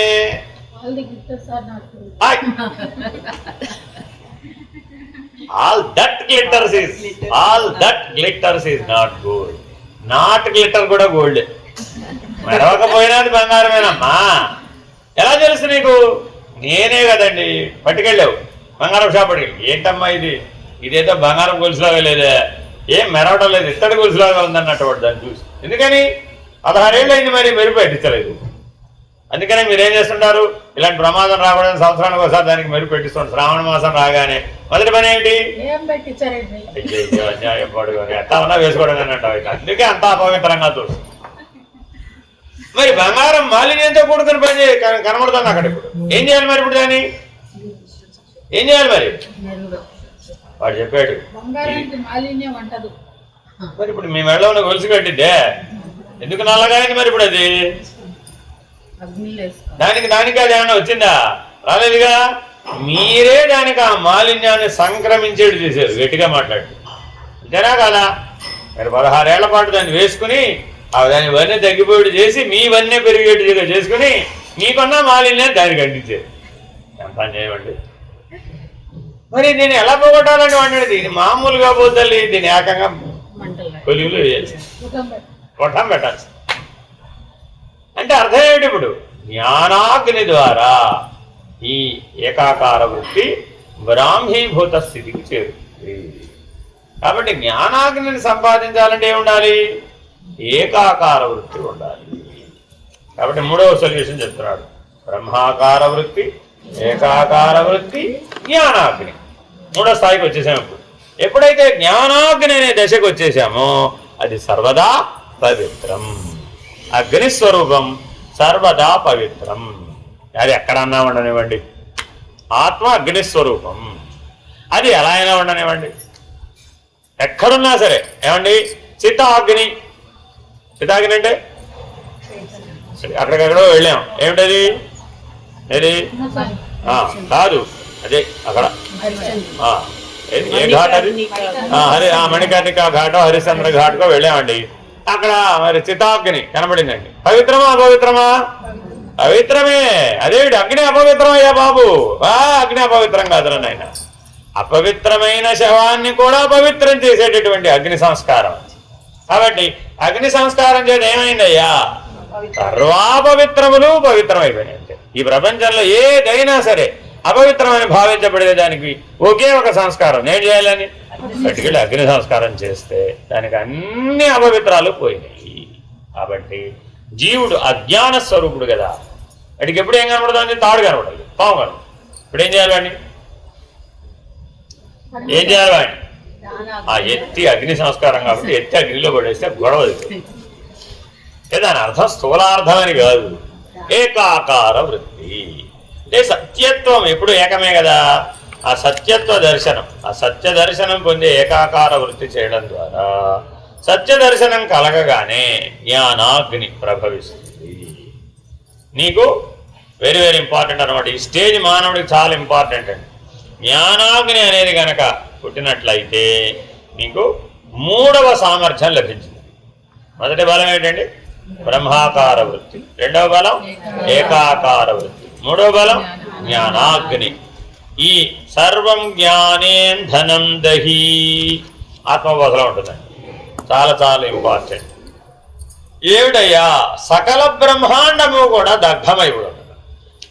ఆ అనుభవం కలుగుతుందట. ఆ అనుభవాన్ని జ్ఞానాగ్ని అంటున్నాడు. బాగా గుర్తుపెట్టుకోండి. మీ శరీరం ఏదో దేహం దహించబడటం ఇదంతా ఊరికే పుస్తకంలో చదువుకున్నాం, అట్టా కాదట.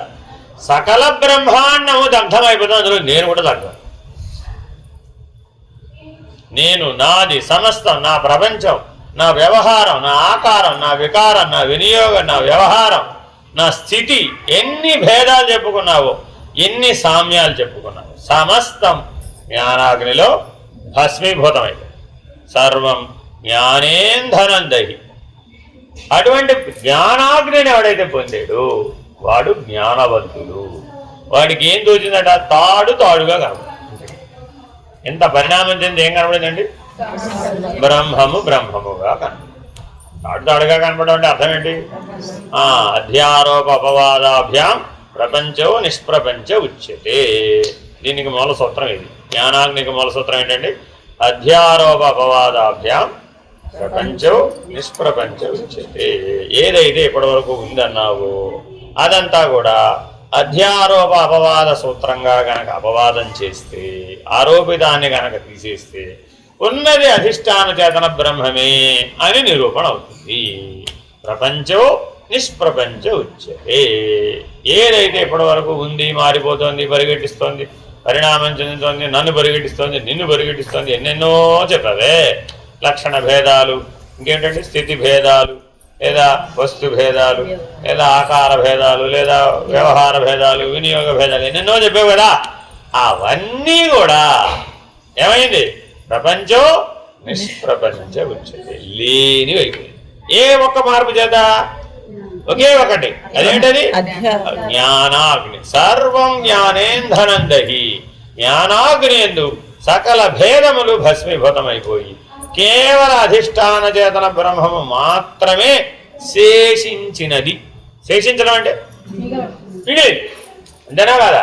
ఒక ఆయన క్రీనీడలో ఒక బావి దగ్గరికి వెళ్ళాడట. వెళితే అక్కడ ఏమైంది? బావిలోంచి నీళ్లు తోడడానికి ఒక బకెట్, తాడు ఉన్నాయట. ఆ బకెట్ బావి లోపలికి వేసింది. తాడు మాత్రమే ఆ బళ్ళెం మీద గిట్ట వాలి ఉంది. అర్థమైందండి? క్రీనీడ. క్రీనీడ అంటే సంధ్యా చీకటి. మరి పాము పాము పాము అని గట్టిగా అరిచాడు. గట్టిగా అరిస్తే ఆ పక్కనే ఉన్న ఒక పూరి గుడిసెలో ఉన్నటువంటి ఒక 90 ఏళ్ల ముదుసలి అవ్వ ఒక లాంతర పట్టుకుని వచ్చిందంట. ఆ లాంతర పట్టుకొచ్చి ఏది పాము చూపెట్టినా అయినా అంటూ అడిగిందంట. ఆ లాంతర వెలుగులో చూస్తే అయ్యో పాము అనుకున్నాను బామా, ఇది తాడు, అర్థమైంది నాకు ఇప్పుడు అన్నాడు. అంతే, అయిపోయింది. అలా అయిపోయింది. ఏమిటండి కథందా? ఆ 90 ఏళ్ల ముందు సార్ ఎవరు? అమ్మవారు జగన్మాత ఆదిశక్తి. ఆవిడ ఎప్పుడు 90 ఏళ్ళ ఆవిడే. అంతే అంతే, అక్కడ ఆవిడే మారదు. ఆవిడ ఎప్పుడు ఏం చేస్తూ ఉంటుంది? ఆవిడ చేసే సహాయం ఒకటే, ఏం చేస్తుందండి? లాంతర దీపం తెచ్చి చూపిస్తుంది. జ్ఞానాగ్ని ఆవిడ వెలిగించదు. ఏమిటి? లాంతర దీపంలో సత్య దర్శనం అయ్యేట్టు చేస్తుంది. అది తాడు నాయన, పాము కాదు. సరే, ఆయన పాము అనుకున్నప్పుడు అక్కడ తాడే ఉంది. ఆ పాము అనేటటువంటిది తొలగిపోయినప్పుడు, అజ్ఞాన భ్రాంతి తొలగిపోయినప్పుడు కూడా తాడే శేషించినది. కాబట్టి ఎప్పుడూ శేషించినది ఏదయ్యా? అధిష్టాన చేతన బ్రహ్మము మాత్రమే. యథైవ మృన్మయ కుంభస్వద్దేహోపి చిన్మయ ఆత్మానాత్మ విభాగోయం ఉదైవ క్రియతే బుధై. ఘటం మృణ్మయమైనట్లే ఈ దేహం కూడా చిన్మయమైనది. ఒక సామ్యం చెప్తున్నాడండి ఇప్పుడు. ఇది 4వ లక్షణం. అర్థమైందండి? ఇది బాగా తెలుసుకోవాలండి మనం. జ్ఞానాగ్ని లభిస్తే మీకు ఒక మార్పు వస్తుందట. ఏది మృణ్మయమో అది చిన్మయము, ఏది మృణ్మయమో అది చిన్మయము. అసలు సృష్టిలో ఎన్ని ఉన్నాయండి ఇవి? మృణ్మయము, చిన్మయము, మన్మయము, తన్మయము, 4 ఉన్నాయండి. ఏమేమిటివి? మృణ్మయము, చిన్మయము, మన్మయము, తన్మయము. వాస్తవానికి ఇడిదోటు అడిదిటు అంటే మృణ్మయము మన్మయం అయింది, మన్మయము చిన్మయం అయింది, చిన్మయము తన్మయం అయింది. ఇది వరుసక్రమం. కాబట్టి మనం ఎలా ఎదగాలట? మృణ్మయాన్ని గుర్తించే స్థాయి నుంచి మన్మయమైనటువంటి దాన్ని గుర్తించాలట. ముందు డైరెక్ట్గా చిన్మయాన్ని గుర్తించలేము, ముందు మన్మయాన్ని గుర్తించాలట. అంటే మనస్సుకు సంబంధించినటువంటిది అంతా కూడా ఏమిటి? అన్నమా బ్రహ్మమా నిర్ణయించాలంటే ఎవరు సహకరించాలి? ఇప్పుడు అన్నమా బ్రహ్మమా? డైరెక్ట్గా బ్రహ్మమయం అని చెప్పడానికి వీలు కావట్లేదు. 5వ లక్షణం బ్రహ్మమయం. తన్మయం తర్వాత ఏంటండి? బ్రహ్మమయం. ఈ వరుస క్రమాన్ని జాగ్రత్తగా పట్టుకొని ఈ 5 ద్వారా మనం జ్ఞానాగ్నిని సముపార్జించి దాంట్లో సర్వం జ్ఞానేంధనం దహి అని దహనం చేసేసేయాలి, పోగొట్టుకోవాలట. అన్ని అపవిత్రతల్ని పోగొట్టుకోవాలట. అభేదభావమే అపవిత్రత. వాటిని పోగొట్టుకోవడానికి 5 లక్షణాలను ఉపయోగించాలట. మృణ్మయం అంటే మట్టితో తయారైంది. జగత్తు ప్రపంచం అంతా దేంతో తయారైంది? మన్మయం, మనసుతో తయారైంది. మనోమూలమిదం జగత్. మూడోది ఏంటండి? చిన్మయం. చిన్మయం వ్యాపితం సర్వం త్రైలోక్య సచరాచరం. ఎవరికి లేదు? చిన్మయం వ్యాపితం సర్వం త్రైలోక్య సచరాచరం తత్పదం దర్శితం ఏన తస్మై శ్రీ గురవే నమః. చిన్మయమైనదంతా శ్రీ గురుస్వరూపం. అది చిన్మయం అయ్యా బాబు. అది మన్మయము కాదు, మృణ్మయము కాదు. సరే, ఇంకో పెట్టెక్కాం. అదేమిటి? తన్మయం. తన్మయం అంటే ఏంటి? తత్వాతీత పరాత్మాహం మధ్యాతీత పర శివ మాయాతీత పరం జ్యోతి అహమేవాహమవ్యయ. బ్రహ్మజ్ఞానావళి మాల. సో ఇలాగా అంటే వెంటనే మీకు అలా లోపల స్ఫురిస్తే అంత సులభమే. స్ఫురించకపోతే మళ్ళీ అన్ని చదువుకుంటూ ఉండవే ఎప్పటికప్పుడు. కాబట్టి తన్మయం. చిన్మయమైనది అంతా ఏంటి? తన్మయం. అందరూ తన్మయం చెందారంటారు. అంటే అర్థం ఏంటి? వాడి మూలతత్వంలో వాడు లయం చెందాడని అర్థం. ఆయన వింటూ వింటూ తన్మయం చెందిపోయాడండి. ఈయన పాడుతూ పాడుతూ తన్మయం చెందిపోయాడండి. ఆయన తింటూ తింటూ తన్మయం చెందిపోయాడండి. చూడండి, మీరు పిల్లవాడికి అన్నం పెడుతుంటారండి. పెడుతుంటే వాడికి ఏమవుతుంది? మధ్యలో నిద్ర వస్తుంది. చూడండి, మీరు చిన్నపిల్లలందరినీ పెడుతూ ఉంటే వాడు తింటూ తింటూ తింటూ ఇప్పుడు ఎందుకు వాడు ఎక్కడికి వెళ్ళిపోయాడు? తన్మయం. తన మూలంలో తాను లయమైపోయాడు. మీరు కూడా రోజు రాత్రి అధ్యయనం చేస్తున్నారు. తన్మయమే. కాకపోతే అజ్ఞానంతో చేస్తే తన్మయం అవుతుందా? అవదు కదా. కాబట్టి ఈ వరుస క్రమంలో వెళ్ళాలంట. మృణ్మయము, మన్మయము, చిన్మయము, తన్మయం. అంటే తత్వ సముదాయం. తన్మయం అంటే ఏమిటి? తత్వ సముదాయం. కేవలం అధిష్టాన చేతన బ్రహ్మము మాత్రమే నేను అనేటటువంటి తత్వ దృష్టి కలిగినప్పుడు మనకు ఆఖరిదైనటువంటి బ్రహ్మమయం అనేటటువంటి దృష్టి కలుగుతుంది. అప్పుడు బ్రహ్మ ఈ ఐదింటిలోనూ ఉన్నాడా లేదా? ఆ బ్రాహ్మీభూత స్థితి తన్మయంలోనూ ఉంది, చిన్మయంలోనూ ఉంది, మన్మయంలోనూ ఉంది, మృణ్మయంలోనూ ఉంది. ఇది బ్రహ్మం యొక్క సర్వవ్యాపకత. ఈ 5 లక్షణాల ద్వారా తెలుసుకోవాలి. ఘటం మృణ్మయమైనట్లే ఈ దేహం కూడా చిన్మయమైనది. అజ్ఞానులు అనవసరంగా ఆత్మానాత్మ విభాగం చేస్తారు. ఇప్పుడు మనం ఇంతకాలం విచారణ చేసామని ఏదో చెప్పారే, మనల్ని అందరినీ దేంట్లో కట్టాడు ఇప్పుడు? అది ఉన్నది తాళం తెలుసుకుంటే ఇంత విచారణ ఎందుకయ్యా బాబు?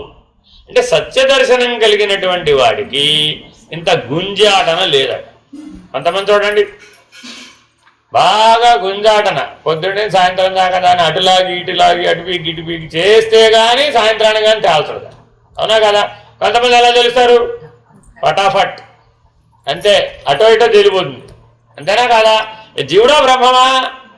బ్రహ్మమే, ఫినిష్డ్. బ్రహ్మమని తేలాలంటే కనీసం 36 సంవత్సరాలు విచారణ చేయాలి కదా, రోజు గురుకులానికి కదా. అప్పుడు ఏమైంది? అంత విచారణ చేసి ఏమిటి చేస్తావయ్యా? కాబట్టి విభాగం చేయరాదు. బాగా గుర్తుపెట్టుకోవాలండి. ఆత్మానాత్మ విచారణ దేని కొరకు?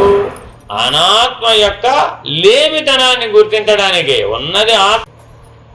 కొండ మట్టితో కూడి ఉన్నట్లే ఈ దేహం కూడా చేతనతో కూడి ఉంది. కొండ నుండి మట్టిని గాని శరీరం నుండి చైతన్యాన్ని గాని వేరు చేసి చూడలేము. అట్లా రెంటిని వేరు వేరు అస్తిత్వాలు కలవానినిగా స్వతంత్ర సత్తలుగా చూడడానికి పూనుకోవడం వ్యర్థం, అజ్ఞానం కూడా. అయితే ఇట్లా అన్నందువల్ల ఆత్మానాత్మ విచారణ వ్యర్థం అని అనుకుంటారు కొంతమంది. కొందరు దేహమే ఆత్మ అని అనుకోవచ్చు.